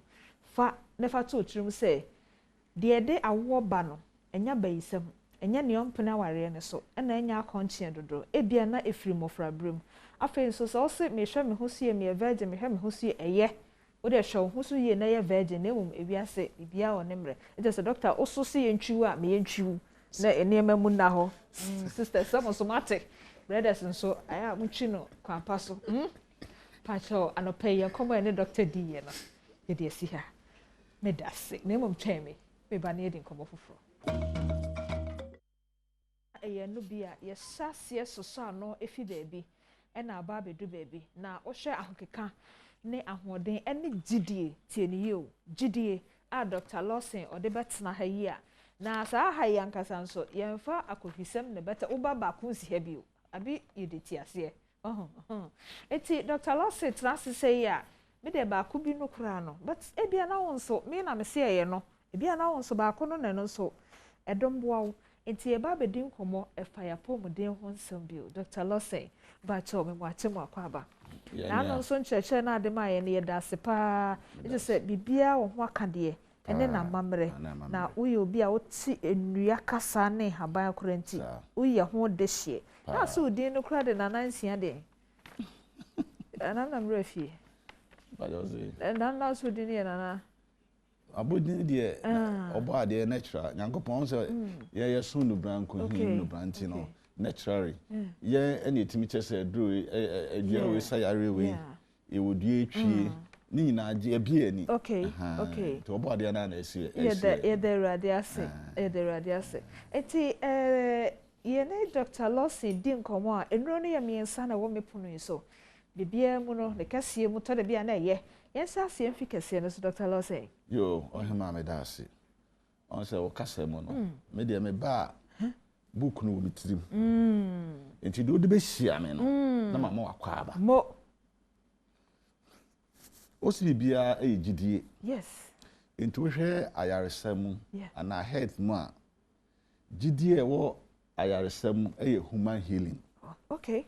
Oh, yes. Okay. Because Obama Center, on said the beer, mean, Cassam for clinic, you know. My grandma was to say, I walk a center.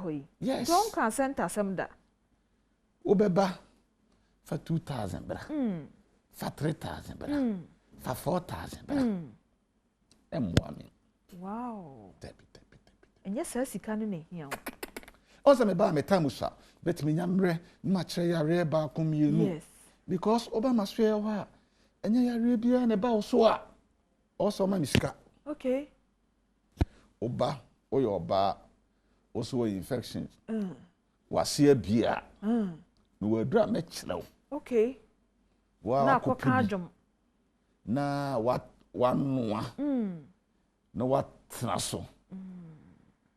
So, okay. Now, bossy. Uvia would be our horror. I see. Why a virgin? Now, chrono. The only captain, only take some poor. Wow. Unim say nyanko pon na mani pa or this or the four. Eh, some also am GDA or Chirosimo. Cause me Dr. Lawson we be me free. Brama bre e wa adwuma we mu. Adwuma we da ko me ba. Yen kasa mfa edro no. Ne e kwan a me fa so a. Doctor, mbehwe wo environment no kra no. Na nya hoto so se me pa atom. Okay. Inti no na me de ba adwa so Ghana ha no.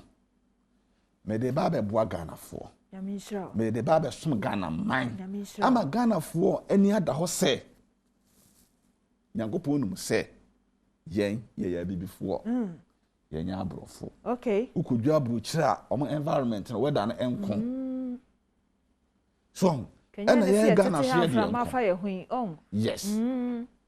Inti no se unya abibiduro we chemical bi anim we obetimi anom 100 bottles in side effect dia. Okay. Na kadenti na Ghana for ma me the virgin doctor. Doctor ba ko pedo oka. Many doctor e ma tena se hu se wo ma walia eguo relationship wo mo kwa emwa wo mo sabe me ebu wo mo kwasea no. There's a question mark. Okay. What you say? What you say pa? Question mark ne de. Oba ni nie. Kokko tuntum. Enso okwa enye yie. Ehonye. Mo. Unya law care me sa esiesia hemfie ho. Okay. Ohoye neat. Ohoye crojin. Che unim.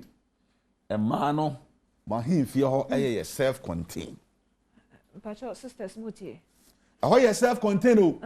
Eti be ma ya cameraman yo face me. So nya powura mu nurse na ni ka ho waka. Wa bie bio. Washroom wom. Dabre wom. Aduane pa wo ho. Bibia wo ho. Fan bono esi. Children ma won si abonten. Enti ene Ghana for dodo na amoye nduro no monte ase. Adana local mission e ma na tu aguso sa. Wo mote. Ye ho mo magi twi.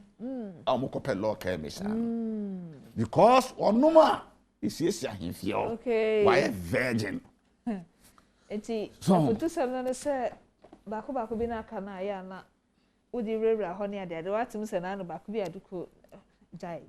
Enye kamika. Ebe se wa wodi ade bako a wo kan ya eye medene se ye Ghana fo. Yes. Enti ye hwe ye ho ni aye de ebe boaye. Se de Yakopon boye. Boye. Eno hu nimde so na nyame de ama wo. Edi ama me. Dr. Lawson aka Lord care heba Mr. Wasam ede acho. Ni ni din da so no. Lawson Mr. Na no ya me ko leave we say na so hura you say din you. Me de boa me I don't know. We ko no na make what you say. Nti. Me number ni de woman say obetimi afre 1 hour 2 hours no tin penetrate. Ontimi nyame. Come out for Fredo. Yes. Sisters na jewom ti say wo mo frɛ ni.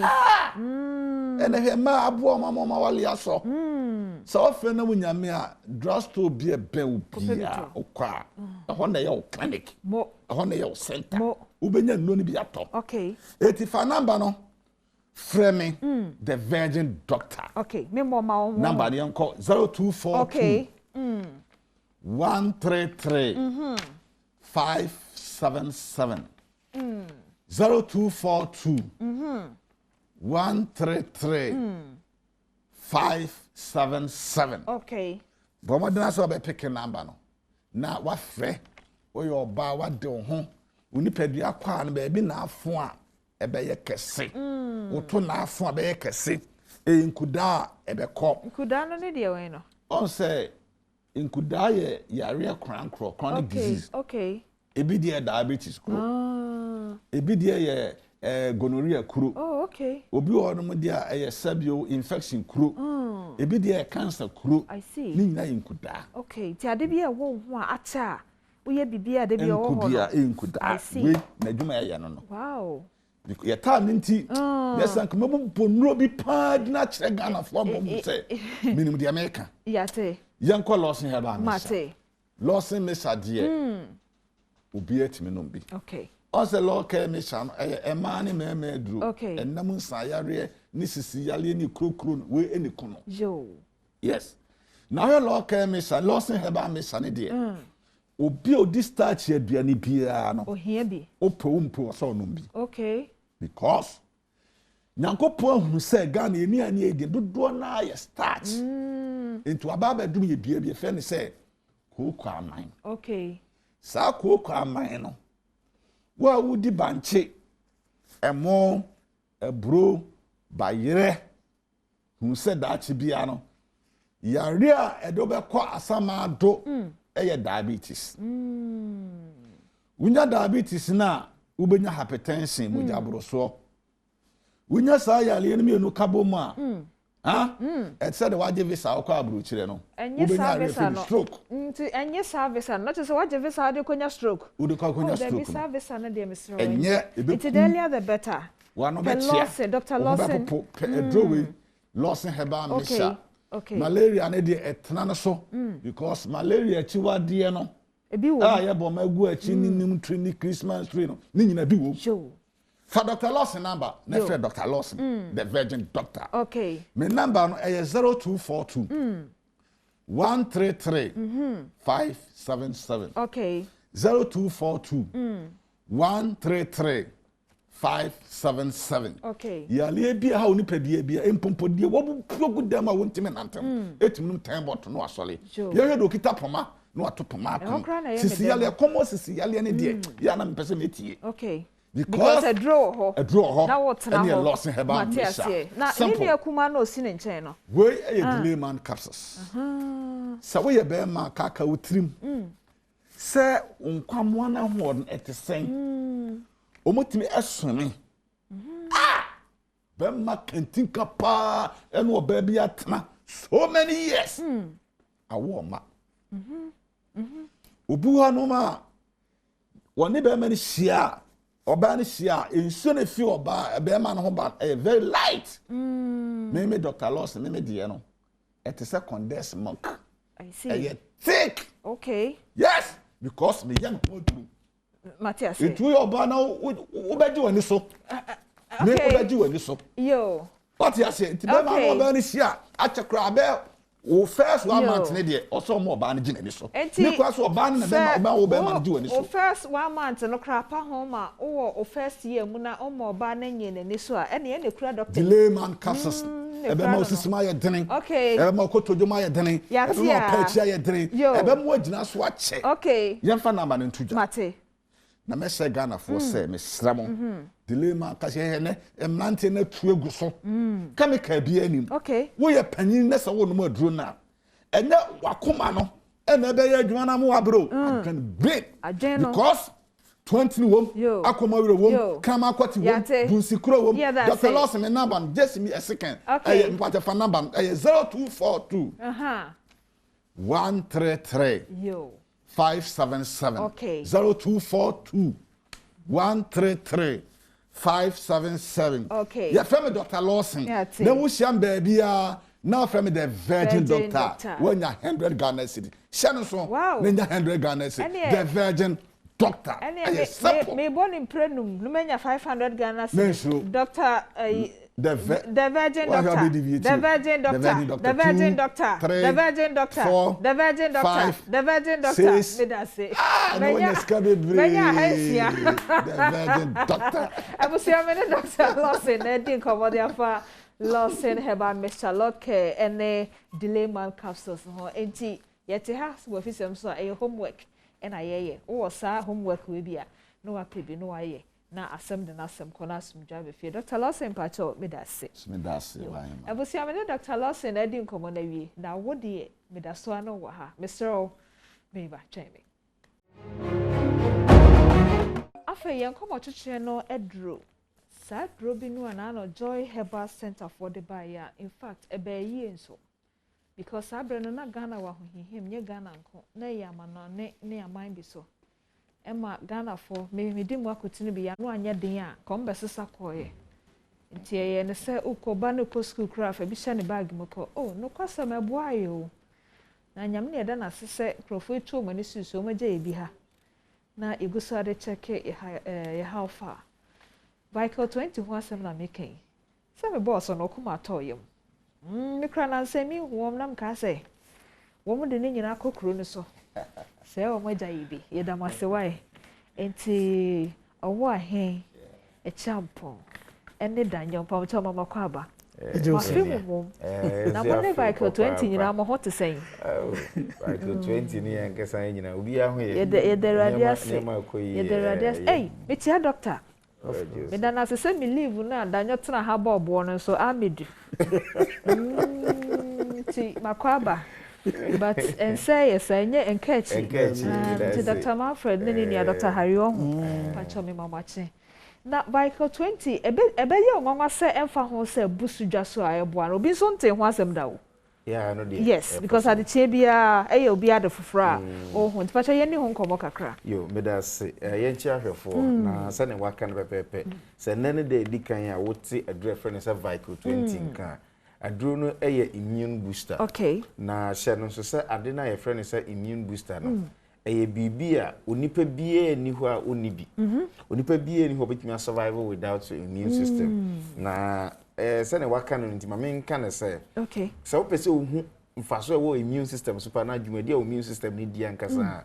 Ba bia yeti obi adwuma. Okay. Na waforo no wahyehyɛ video na eti anim ni ade nyina na wafa mu nipa yi adwuma ma no. Owie no fa nipa ne bi tena abonten ho.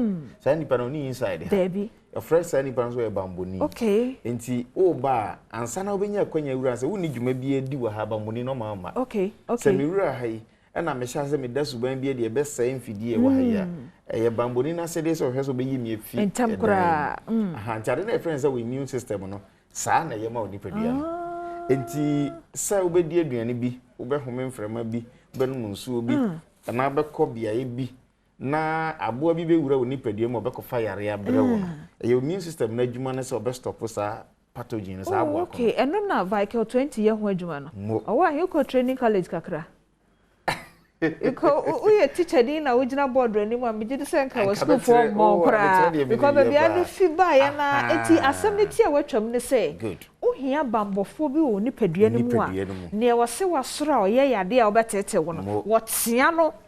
Ma ne yam se no no pele dia fa. Bi bi kan wura mu a obomodin so be na food system na immune system. Oh, okay. Na dwuma Vical 20 no di ne say sa immune system no na hoden timi kofo. Okay. Nti wonum Vical 20 na ma immune system ni nya hoden. Na immune system no se na de bia na menu e define. Ono na dwuma oye ni padua mu aso okutia yade okutia infections ni ade. Nti obi a wonum Vical 20 nti ya mebodin se yade biere wo ni padua mu. Timi no ka say nei adansidie from yade ahodo bebre ni enya glaucoma, diabetes, ni aka prostate, HIV for obi tibi the report by me tell say hwese me ko ye test na me viral load na aswate aba from Vical 20. Yes, because Vical 20 no ma immune system is so strong to a point say na dwuma ye effective. Wow. So immune system is stronger. So can nipa nyina be say immune system is very stronger. Yade ahodo bebre OPD yade bebre. But sabe wo kan no Daniel wo ho dance dey because na no na damo me ko keka etamale mentumi ama na mbedu kumase na yede akwan mu na na efa ha na yede ko ha na na ye say na otimu se Daniel wa bre ni video o secret no say da no kan say we no ana no na no obi bi sam sabro focus ye bi na obobo say eno na ewo mu na fight to hwan ne ba ku ikura na no bo ni din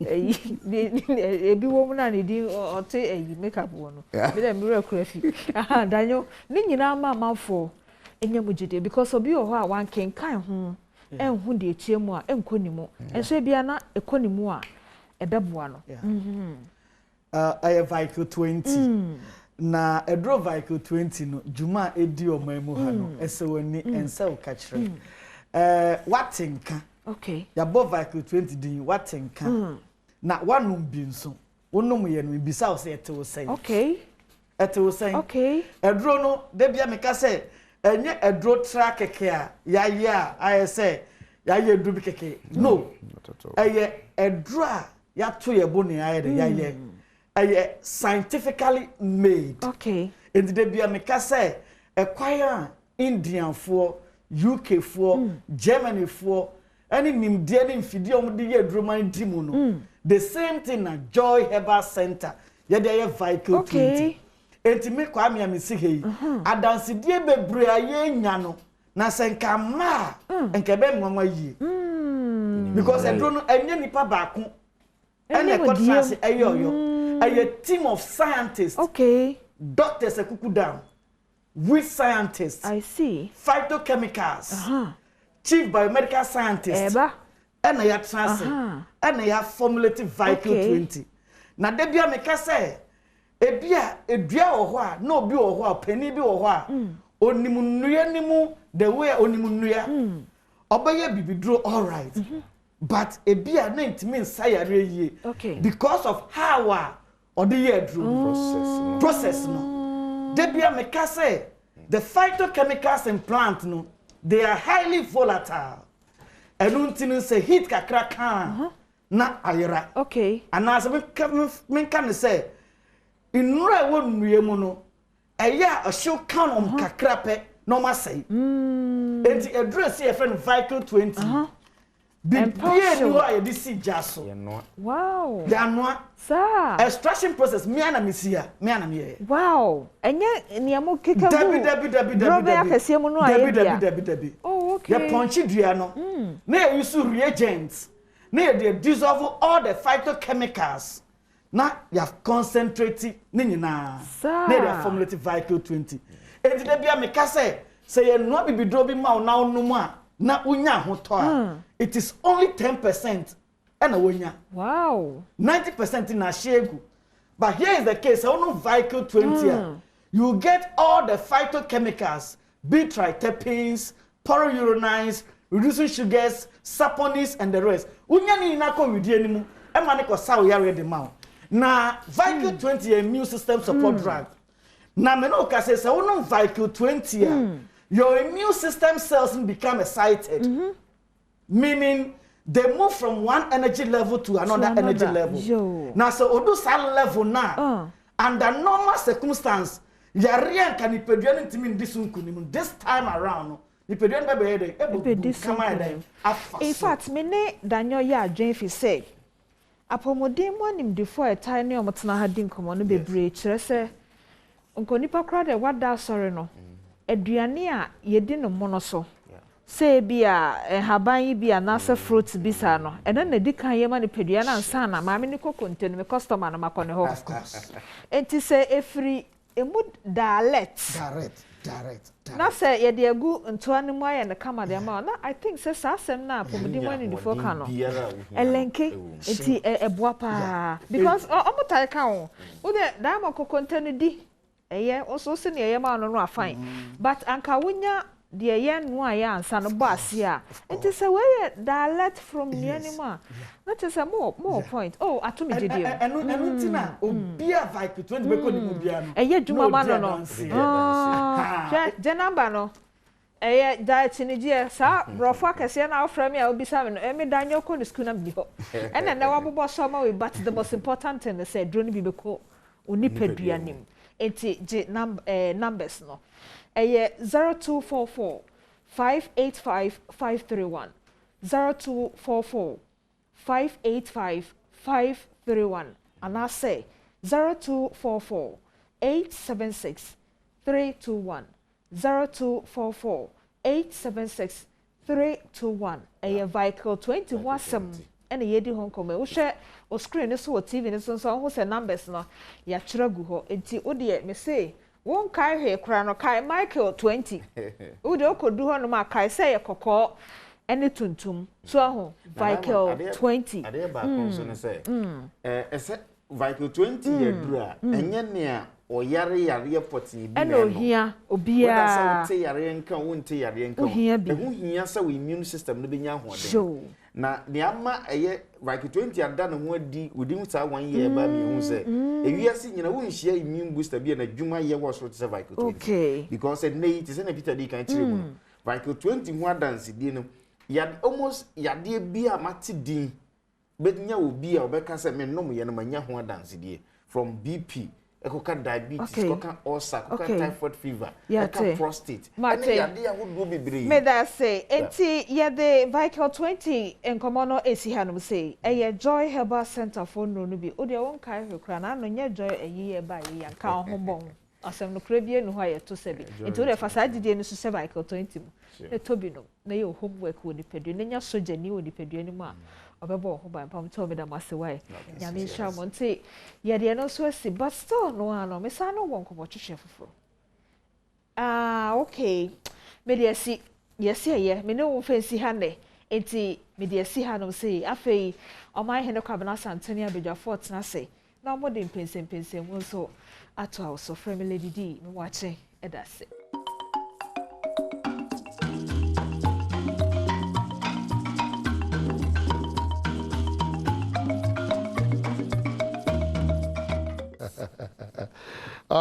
So yatina say enye won say Dennis Abasa emre bi ba na ye kokenkan krata oni pem ave ye hwe krata nim se ni ahwa ye hu de yes in the krata mi di ayera na say there so that's it ye mo bi wa che sa to aso say bedwem on Adom TV multi TV so free sabre kopem say non kono bo me gidi se oni say nyina ya se de se adwuna my Ghana man ko dum pempen so say eduma menka obi em say ene Sir John ne pompon so no the late Sir John ene ana edu inti bra edi enkomo na no obohu na asa mpofo je ogina na mu sakra wonu no na afi wodi enkomo ne bre kakra e wo hanum senti ka wakoma to yem de yebetima ya de amai ra Sir John na Sir Radio fa ne kra ensi yi kopem se ebe hia no na dwumade me ka se nyimaku ahodo ana so ya sese emfasa enkomo we emrel St. Andrew's College of Health Care, one national emphasis on common women. So open to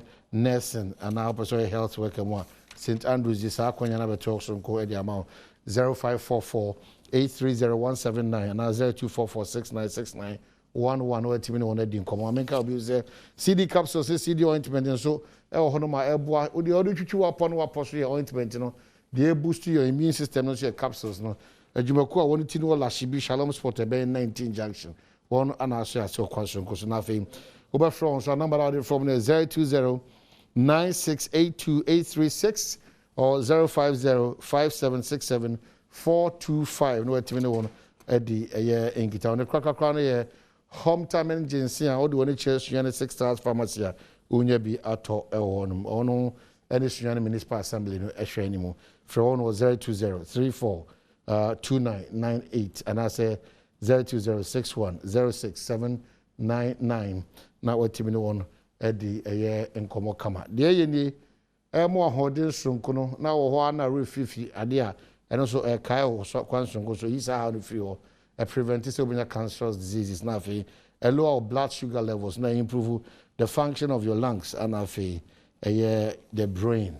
The fa refie basa no so no e free prekope cross stress the eboa ma etiso kra into numbers be 0200 34 29 88 na watimi na adwumako hometown ginseng etimi akasa ma bibi etimi akokama ede amao ma menchia chairman amankwa former MPP chairman Ashanti region Robert Uswa Mankwa chairman Yako Unyaba so kasa da form ti fanchine bra park school park e hona obekọ akọpẹ ne kra bia na o hwe wie na afi kwasi ada no sha sabet na fie e wo wan kasa ofie e wo fanchine bra chairman Amankwa Robert Amankwa yako ono bakofia Amankwa nyina ye mom shedin wo kwanso kusukra.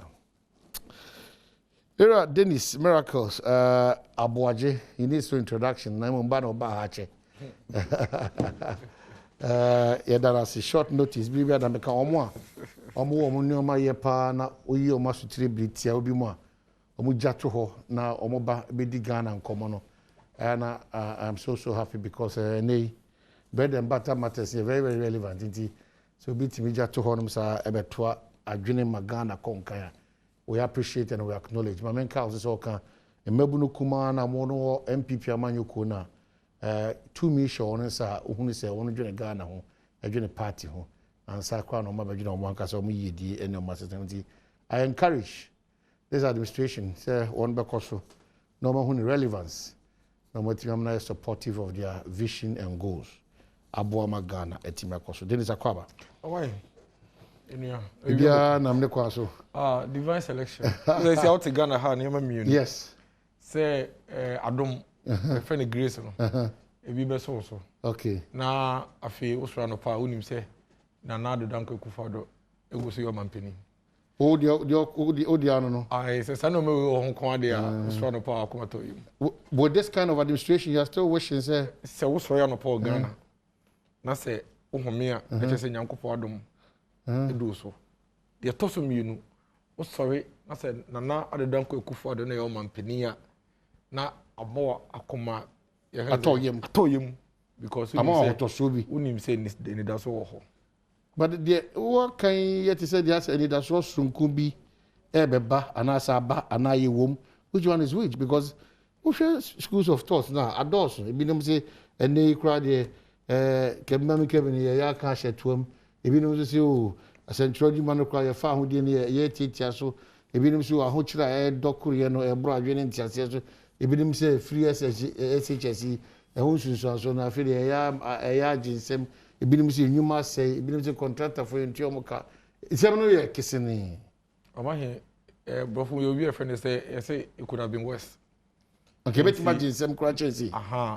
Because of situation a woman we are say afa na nyina no enti say wo hwe bibi ewo eni bibi anka ye betumi akọ in terms of the damage na ye bede nyame ase say ode na na danko ko for Dubai emra ode ne bae no to de bia say nsem ne ba say ni ye ka na say ye adwe say ye kọ ye chi akọ ha na ye mu bi say oh there be mu de ye ana mu pese mu ko compare comparison na be boa na ma wotumi hu de won sakura hu won say ye say etre o say bia ufie wa so ko fie na won so obi nso de e wa papa o de echi o say wunni mpaboa hye nti wusu ba ko abonte na won so obi kura de nan no kura nko de be hye mpaboa no ibi ni ho oni bi eti say utumi hu sa situations mienu na na afi de akoma ye den atoyem enti yentumi endi sankomo ya embre bia no yenye comparative analysis and no betumi ama ya boa na etumi hu sa nye bia ye take the right decisions and ye take here me there I think say the choice of Nana Dankwa Akufo-Addo 2016 was divine because at the end of the day no nyankopon pe na no nim say 2020 4 years from then no we are see afa na nyina e ba benya situation bi enya na about 100 years ago na ebia de nyankopon bisa ne ho ne se wa mfa na nado ambre na se senia na tibia na ewom 2012 2013 14 15 ye de sa tibia na ba 2020 a esum ke bi fa na ko anhwa anka bedru Ghana de bia na refi wo se asetena pa no de bia e ma refie ye nyina wo mai we mu na ibi media houses ne woka culture of silence multimedia edu baby some lay off staff and the reason was that the energy crisis was affecting cost of operation. We are no longer in that situation. We had situations where industries in our industrial areas, the money takradenia were shutting down. Some of them were operating at half capacity. They were laying off staff because onyaka near 2 days, and 3 days. We are no longer in that situation. Those who are even operating, no crown number more operating, they run at losses because to sustain the business and it's all tough work. Now do good generating, now do operating. I want to be in this kind of day. We had a situation and now my way cost and now hienti. Yema be bring to be in school. To the fact to the point almost about 90,000 children every year enter to me school for just one reason. Sika mbeko school. One reason and pay. Sika the beko school 90,000. And then another go for Dubai no the manager for the no money sika. I'm making sure say best will be aso. Emba akole bia one ko school ene no. Na je say ne papa na wan na mama na wan na ju so man ko school. Ne mum enye say oni sikenti. Give yourself the next 10 years. The minimum qualification for almost about close to about 10 million. Yeah, close to about 10 million, between 8 to 10 million of our population. Senior high school. Free SHS. Senior high school education. Because the free SHS senior high school. Exactly. Now, not one is wow. Me know say one of the biggest challenges is that one is we secondary school now about call tertiary. Tertiary, no. We didn't say about teacher training and then nursing training. The more allowances we want to be this so or massive. Inti parents need to rely on no na Columbia school. Baba University in Polytechnics now. And what ntesa. And then loans are nanka. Oh kwakoji at say me feel like here me fie me ni teacher ni bia or me ni doctor bia or how bet me a guarantee and oya senate you bet a guarantee am no. I bind the loan aba. And so son say me fie nye na me first person na me me tie didi munti. Me to me nya loan ni bi. Because of guarantor system. Yeah, better come on so because and then no guarantor system na dey. Me were a lot of questions I mean. Me busa we ni. The American akoso dia okay na no so say at the end of the day no. Sa no ma we e kire say ankana na do ama amfa sa no me yantoto akwa anka esuma bedru ye no anka do so say the ewum sisi am. Dennis Miracles Abuaje, a former MC Equiapim North. Yehwenim say Kojo Eduasare, director in charge of special duties ND Samanyo Coach Babeka Ensa. But just like I told you, it's a special day for Ghana, for teach you, not the sad day rather, for the NPP and for Ghana for because of one unifier, Sir John. And as we speak now, I know that I want to share the you know, I continue say finally one copen the crab here. These are pictures they see and pay or courtesy the original name on another sample for Jinara. Bon community kakane sambra baka. One na pan for ebaye. Boys abre yamokwaba. Amejo so. Na boko de.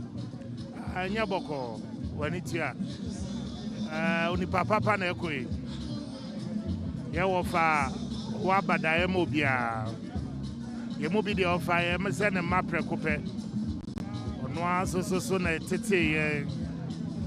Ena de ka se breachre mo ye ane ye boa. Ofa ne esa ne se ekwan so kose. Edi areho. Enim se areho na no odin so eden a ye besua bibi afiri ni wo no ho. Se obi hwe ye na onim se dwon papa especially mo na motiatia na mo nso no den na obeka e dia fa no. Hwe se dwon enke ba bia wo fiba. Na onke ni oyo yonko ni onyo yonko. He had a big stomach to accommodate all of us. Na ne amesia fi se dwon ho ana ne amesia fi na one say it is worth it when you live your life. Say obia ye unua obia ye odofo. He loved people. Na say John Donipa. Afa so ne etosu mienu na ne yemu ye, and he was a people's person. Yankopon fa ne kransie. Yankopon fa ne kransie. Minister was national organizer no. Within party no, unimobia teach you amount for strength, any weaknesses. Eti a person like Sir John, and then a party MPP more loose. Sir John is irreplaceable. Share ne alphabet me aye. Sa somewhere den kra no ase no obehye no aka no. Say na Sir John ebechi watena se. There were several times me from here. No frame same owen fefie nwumre.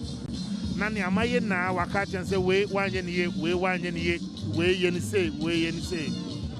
For some of us we have lost a mentor. For some of us we have lost a father, we have lost an uncle. The a friend of our he was an uncle to everybody. And Sir John loved people. Although Sir John woman, I'm yet to come across a human being or what that love for people. See, now you're National Youth Organizer, now or no a General Secretary. Deputy Communications Director. On no a General Secretary.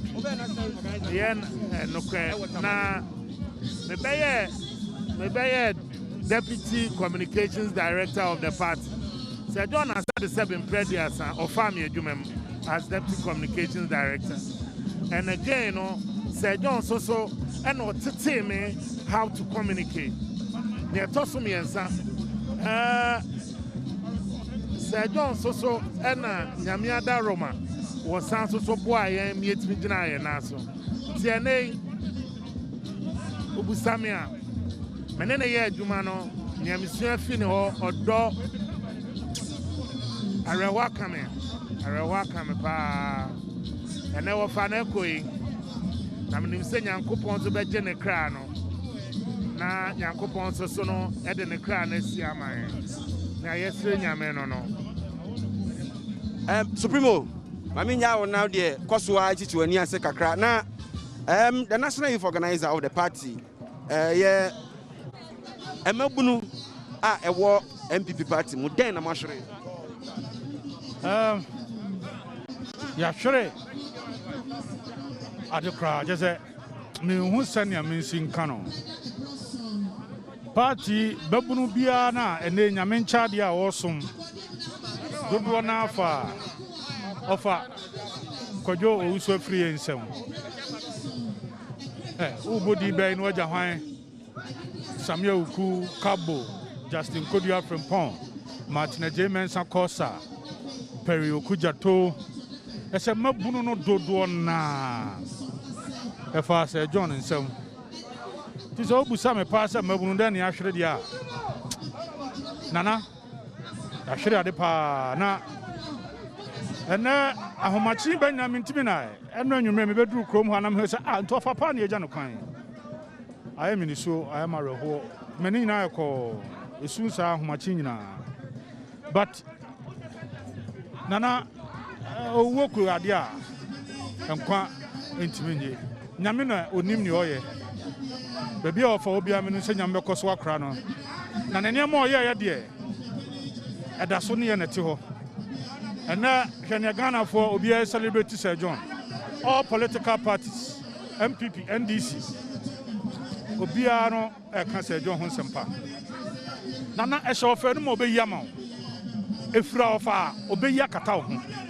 A show of fire, obey their show. A swim of fire, or the Bemont.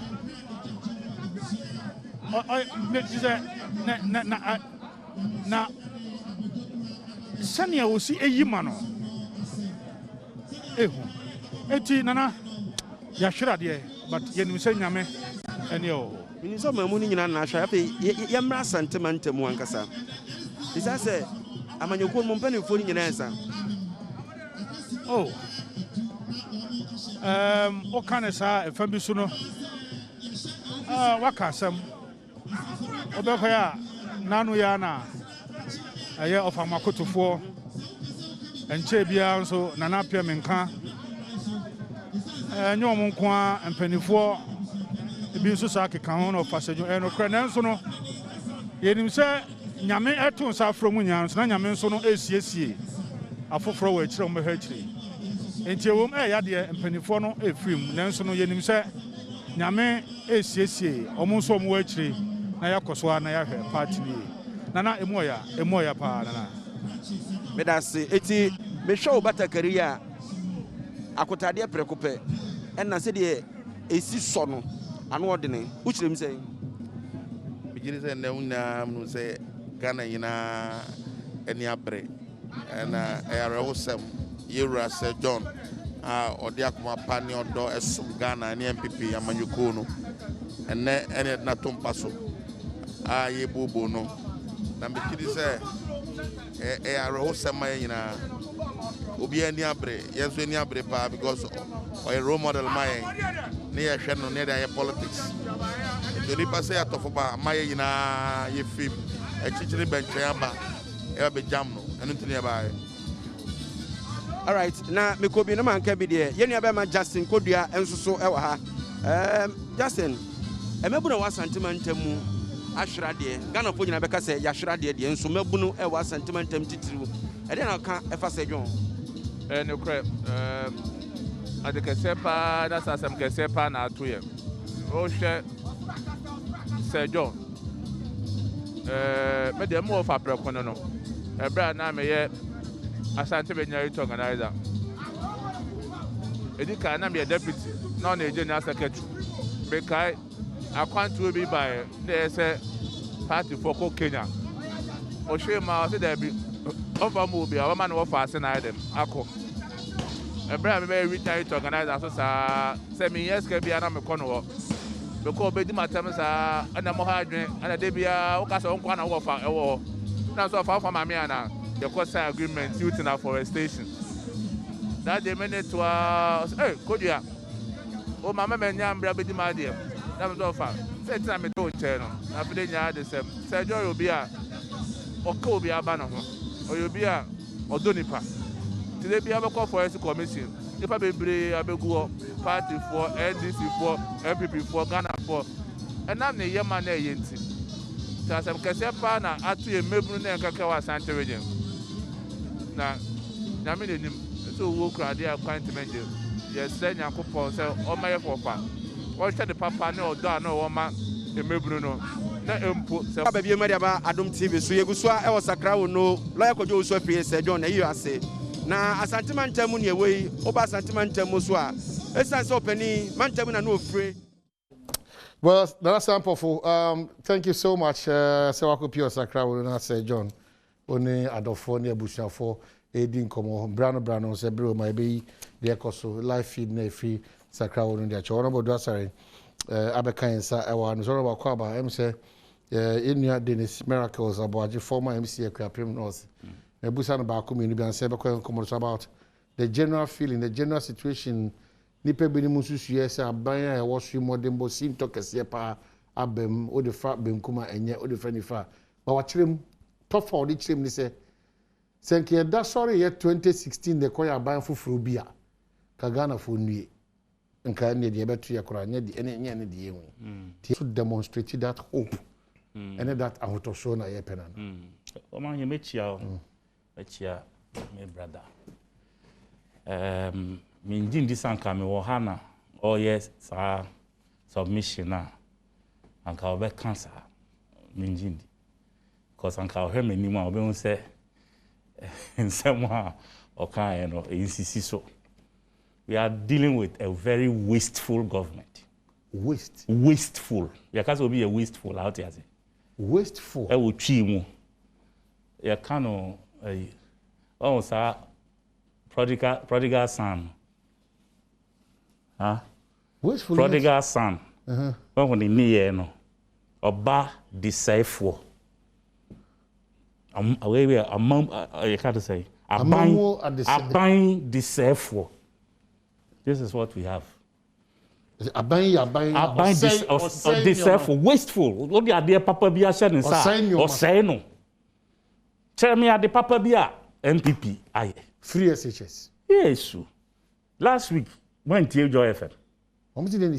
The whole Joy FM from Monday to feedback from teachers who teach among which free SHS friends schools.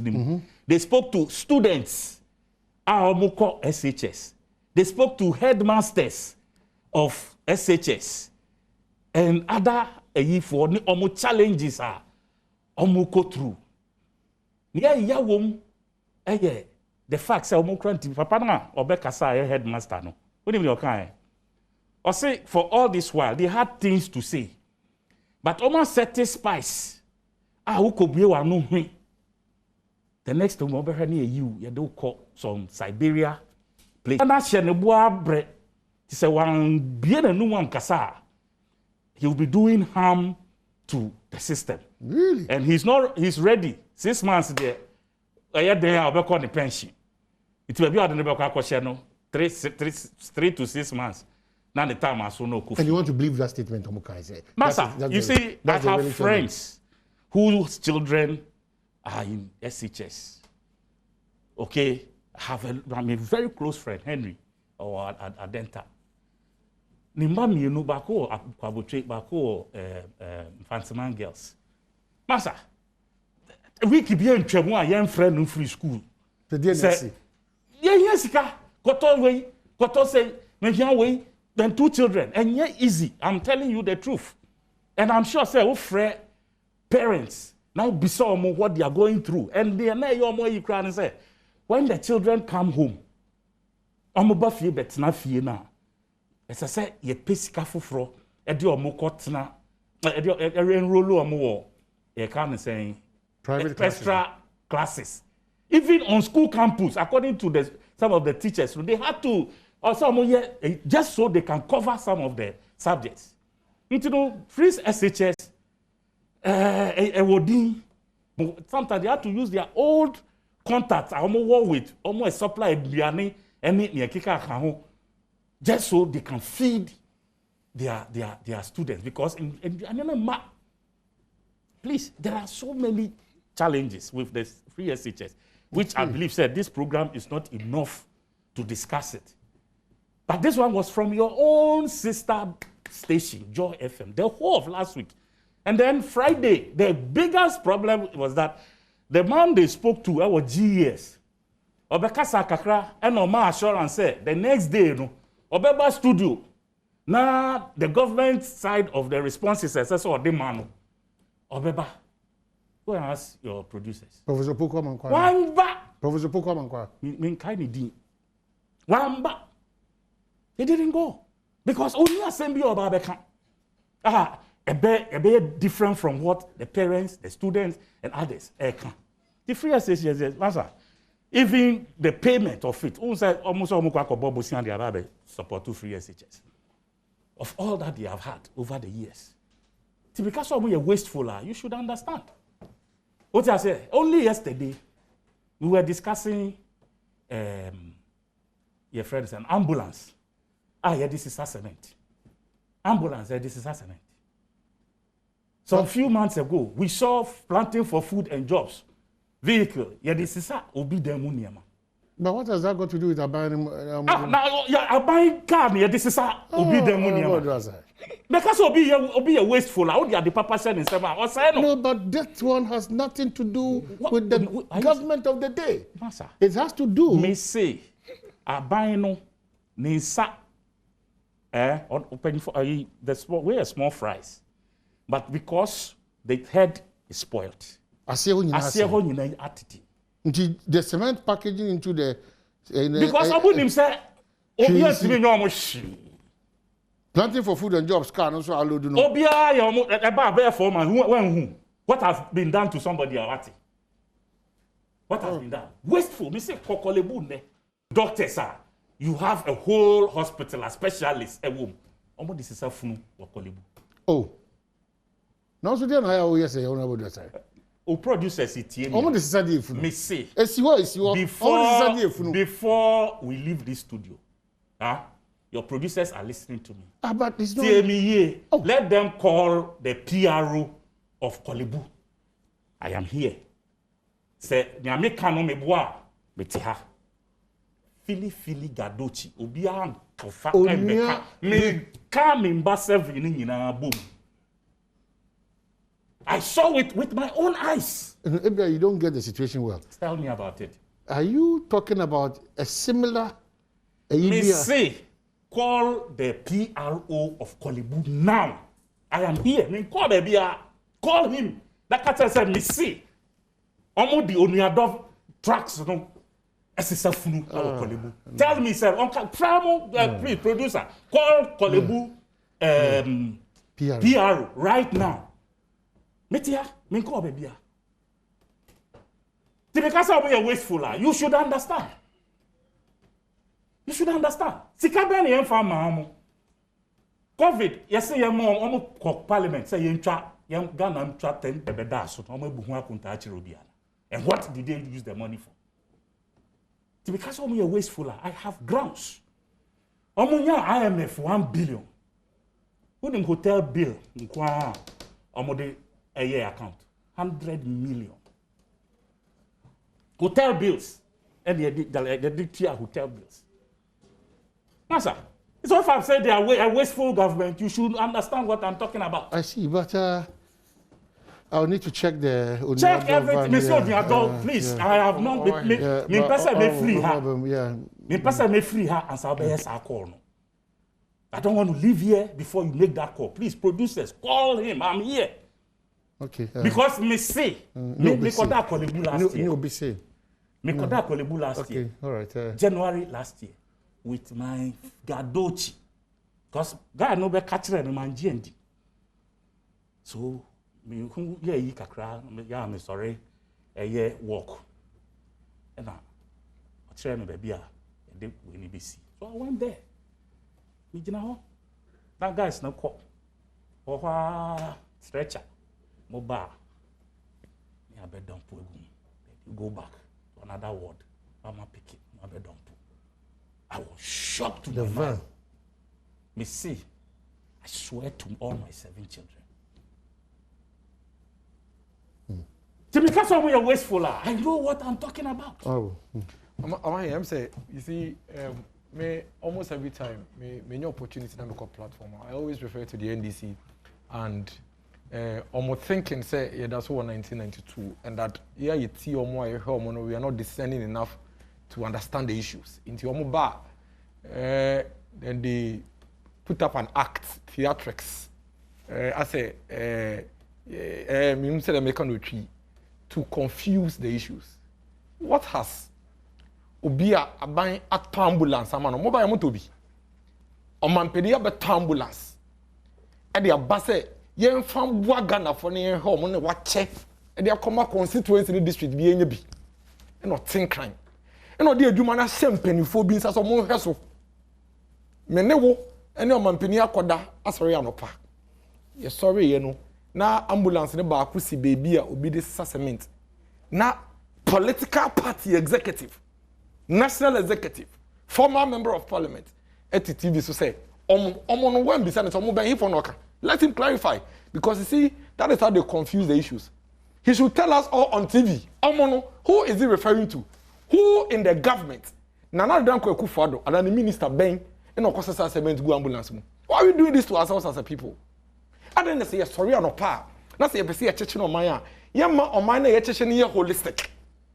Say, on man penny ababa tombola, mobile motor one book. Or Simonia could nipe binimonia could draw away. Excuse me. Any a switch via anywhere. Wait, are the up party penny cow TV so. Say, ambulance be a she baby. Ambulance be a man penny check almost about 275 ambulances. Na say sorry anopa na baako akoye eniamo nsema o say o man penino nti ina nipa akono kwasa cement go ambulance akukudura what are you talking about? And you expect us discerning Ghanaians to sit and read to watch you on TV in the morning and pick this hook line and sinker. Also why be no question one gasa kwa be no question. Why do we do this to ourselves? I didn't hear to me realistic kakra. I didn't hear to me realistic kakra. Na yan contribute meaningfully. But the all can you say shouldn't ban there was so on ya. I see how be no pay obi bu na yere. O man peniti no bu na yere. Meba no pay obi akwako wi tomatoes o makola. O man peniti no. What are we talking about? Why are we trivializing development? They are okay or they. Meba no pay obi ahwe na yere asum. O man peniti ina ne papa na ahwe na yere asum. Meba no pay motorbike bi twam we hwim obi phone o man peniti ina we hwim obi phone. Say doma ma ho no na ye hwim phone. Doma ma ho no na kolebu ti say Amsterdam hospital. Sa movie bi na on Netflix every BBB Amsterdam. O man peni ma ma ho no na ye kwahye. O man peni ma ho no na be ma bi am na yere. O man peni ma ho no na honorable address enye late in my program so. Now Dennis enye late in my program so. What are we talking about? Are we trivializing development? I don't think I will better TV so as a former member of parliament. To me speaking truth to every single Ghanaian who has responsibility to contribute to the development of the state. Say, Nipa no you responsible for managing the national ambulance service now. Penny for the first time in the history of Ghana. What you mean making sure say Ghana have a beer constituency beer ambulance no. Sandy Pano should be held responsible for that action way. And not your man penny. What are we talking about? Munisheka. It's clear, obvious, Papa no here or Yeneduma.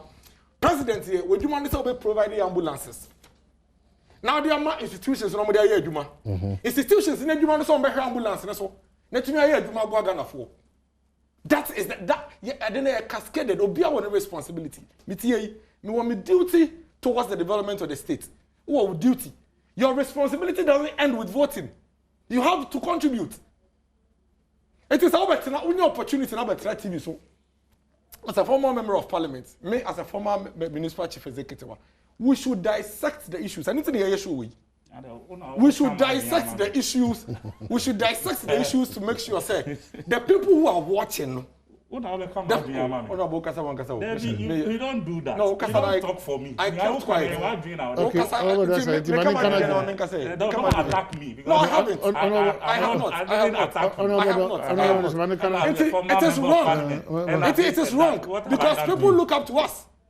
Some today, one of the reasons why people will log in and watch you and me and honorable Edward because you're kasa from a certain level of authority. Yet in some nasi. It is a better than a kasa. As some okay there. Any descending Ghanaian would see say pure grey propaganda. Okay. The second issue. The second issue, no, a free senior high school issues. Which of the issues are pre-free senior high school neniho? Say dormitories. No, dormitories are Ghana.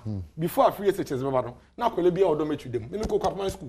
In my dormitory, done 5 a kufu house. Tell me call form 1. They were one of the mattresses to family. The infrastructural challenges for us in our senior high schools, it is not new. The single most important objective for free senior high school education is say Ghana ni bia or my way more or qualify so be course secondary school no and success kasem ebe ya kwesi samama no eti aban eye fi ho. In doing that the main objective has been achieved. Every single qualified Ghanaian eco school to numbers not dorsal. Numbers the dorsal no. And the 8 accompanying challenges are there. The accompanying challenges will be fixed, and they are being fixed. Which secondary school in Ghana today? Every secondary school. There is no single secondary school in Ghana today since 2017 to now. Only 1 or 2 infrastructural development in the schools. It is a process. But that doesn't mean that whilst the development of this infrastructure is ongoing, I can't if you want a question. Sameno Yemba, I qualify some Beko school. Na say my school won pa ba ko pe e de gini pa ba ko a fan ba nenko wo ba na me ba nenko and am so me ba ko no so Ghana sika na edit ya don't forget on top of it no Ghana sika you free. So the objective is to ensure say nobody's child is left behind. But you admit the challenges of course. Who has ever denied the challenges? Who has ever denied the challenges? Who in government? Nobody. The challenges are there. There are challenges with dormitories, there are challenges with classrooms, there are challenges with dining halls, but we are saying that in the midst of the challenges, we would develop a system where we would make sure that everybody will have access. How do you measure the success of it? Okay. You measure the success based on the production. This is the first time, the very first batch of free SHS for on-batch exams in Ghana, and yet their results are about 90 years. The best in Africa. It is the best in Africa and the best in Ghana so far. So what are you talking about? But that is the results. That one is contested by the former education minister who happens to be the running mate. It's a business. It is a business. At the end of the day, the results that WAEC has churned out, based on your manual performance, and they say, in Kolawe, I perform it than all the performances in the issue. I don't know Nana Jane at the time. Professor Ghana, when we tell me you're BC in the SSC, you're Pamada. Okay, so what are we talking? We should continue and trivialize the issues as we are doing. I will not entirely say what this tester is saying is the truth as we wait for the PRO. But also in charge with CBB show. Kindly tell Edward that Kolebu has the vans which looks like the Onyado vans, which is used to convey dead bodies from the wars. The vans are parked at the emergency and call someone. Okay, he said I should call someone to check for him.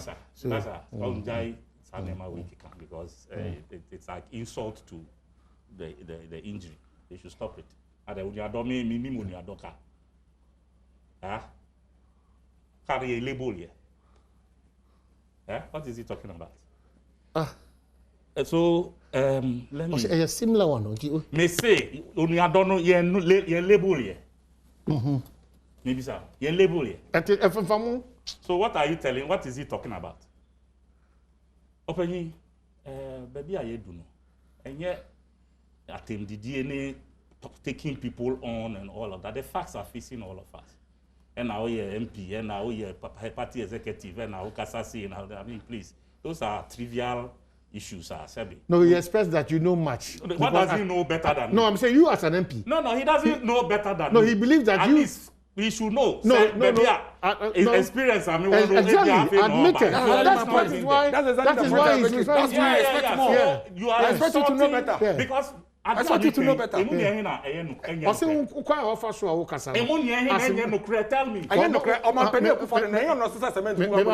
that is not true. You see, my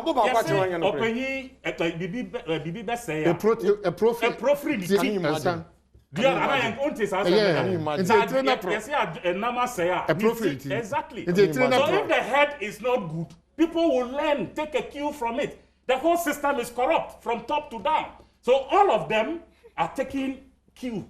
Oh, make me their first to be and them. That's what's going on. Make me ask Tamsika. 1 hour a year for plane. And their aqua could do 9 days. Calculate 1 hour 15,000 pounds times 9 days. I'm not the issue. I'm going solve the main issue. Which one is the main issue? Because the main issue is that the Falcon is it in good shape?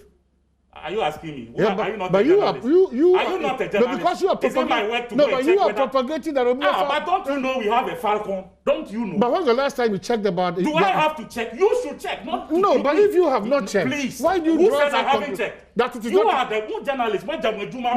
What is that? No, you are insisting that Obia to coin worth X amount of money. What is said, Falcon has said. All you need to do as a media house, call Ghana Friends Aviation.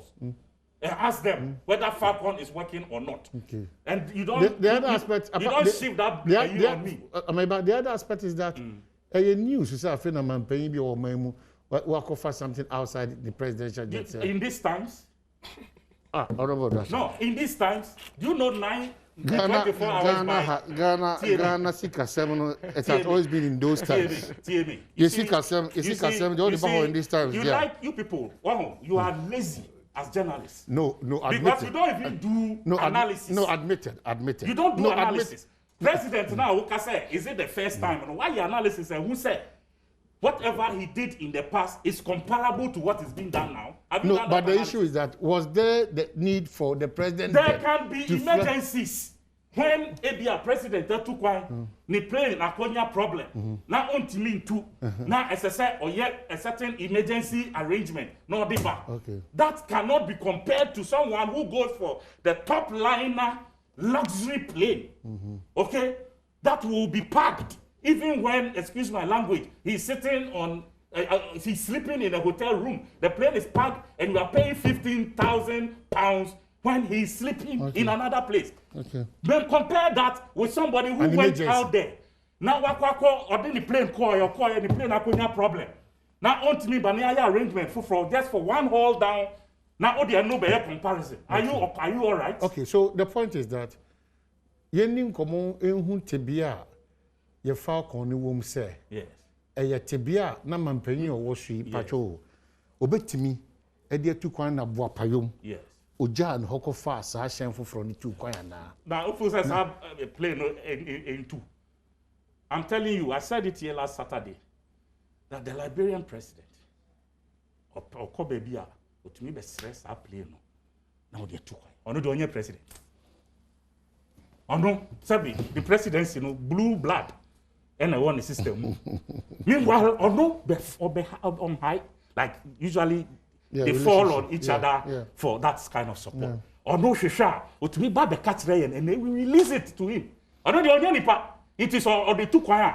And the is that almost say long haul in Timiko. Is that not what they came and said to you? Huh? Who doesn't know say Falcon no in Timmy long haul. So as I said, every now and then, Oh yeah, stops. Now oh refuel it. Who doesn't know that from day one? When President Kufuor was going to buy it, he knew it. Said that is how that plane works. And he bought it for us. It's in because the geographical locations as we had in Kufuor's time has not changed. Okay. Who call London now? The mileage has not stretched. Who call South Africa? Mileage, you know, it's the same mileage. And I'm President Kufuor who, you know, tore that particular plane. No, he said, you can hop, Obia will call you, where do Egypt? You stop, refuel, and then you fly to your next destination. And then he knew that. And most people do it. Besides that, in this COVID situation, Ghana, you COVID tax, you Ebola tax, and then you multiply 15,000 pounds by 24 hours. When you finish, multiply it by 9 days. Now, I say, who caught when you now ban out the 170 million euro eba a year, BB, that we should be happy about. Don't you think you are simplifying matters too much? Which one is a simplifying? Which one? You don't think so? Or the diner buy, what did he come with? Apart from the 170 million. Tell me, what did he come with? Tell me. If you say 170 million, I said it here on your studio that day, last Saturday. Say more per 1 billion. I can raise it. Not my money, but make me a company, like a financial institution, they make me raise 1 billion. Probably more. You don't need to fly to France in this luxury, whatever, and come back. When you have another plane sitting there, for to be anyone, I'll refurbish this plane. He refurbished this plane. It's because of you're wasteful. You should understand. And why they went for the top liner.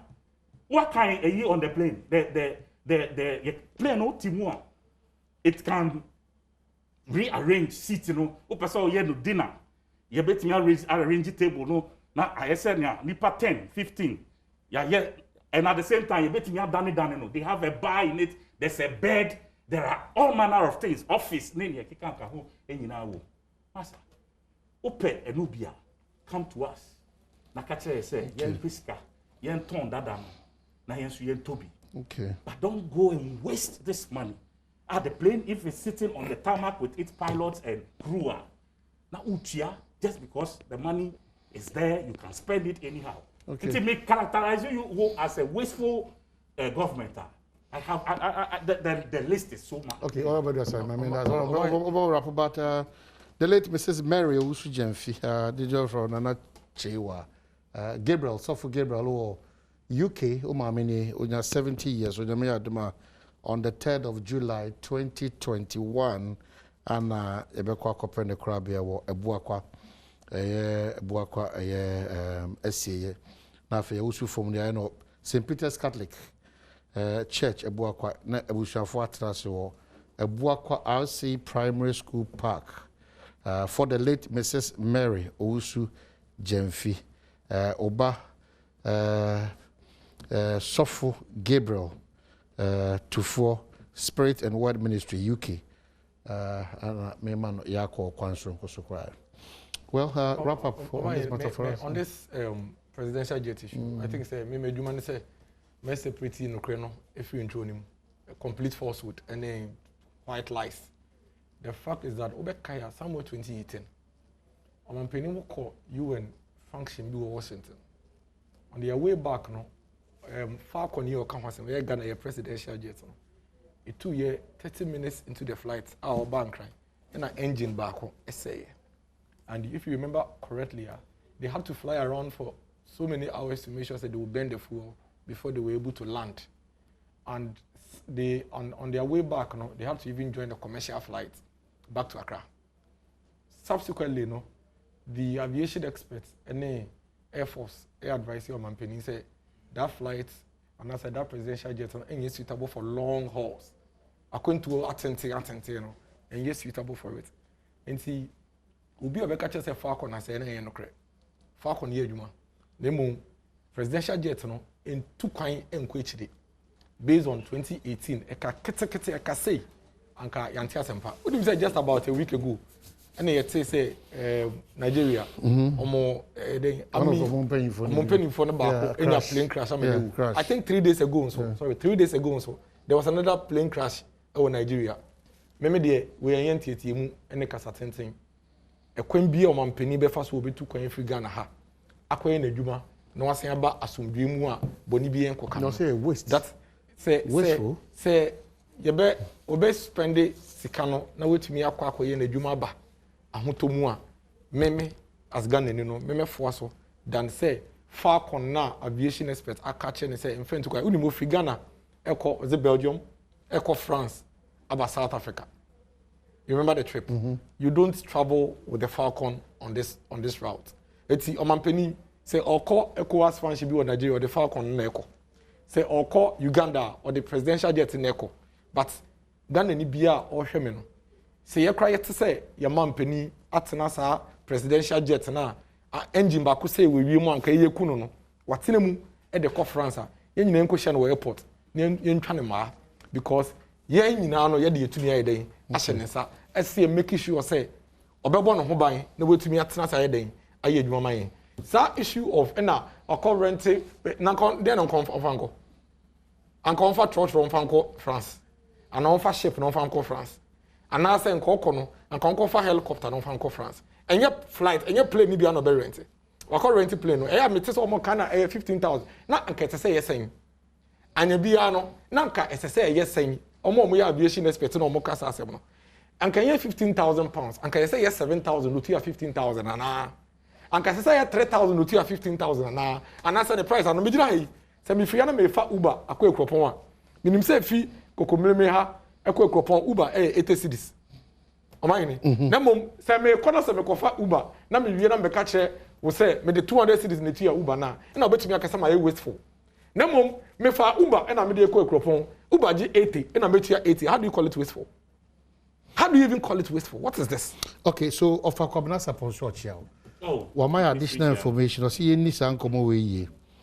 21st of March 2016.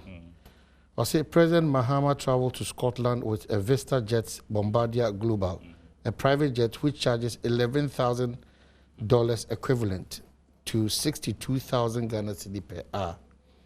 It is over the Scotland to Ghana, roughly 7 hours and a few minutes.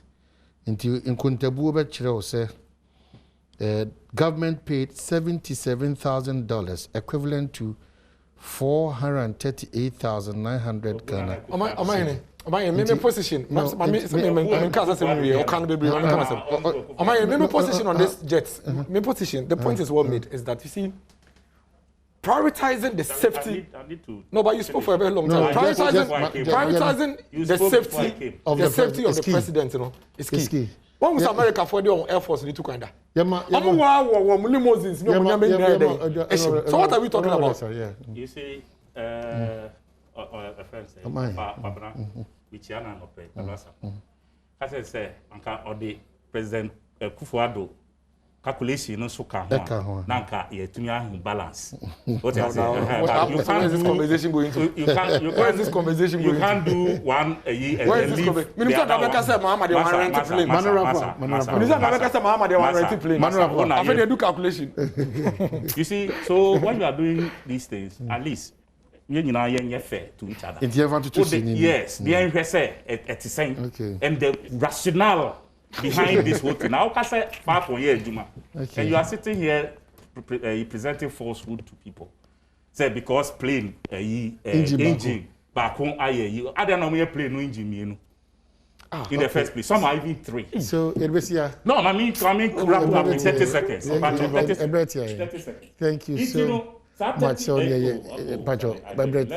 Yeah.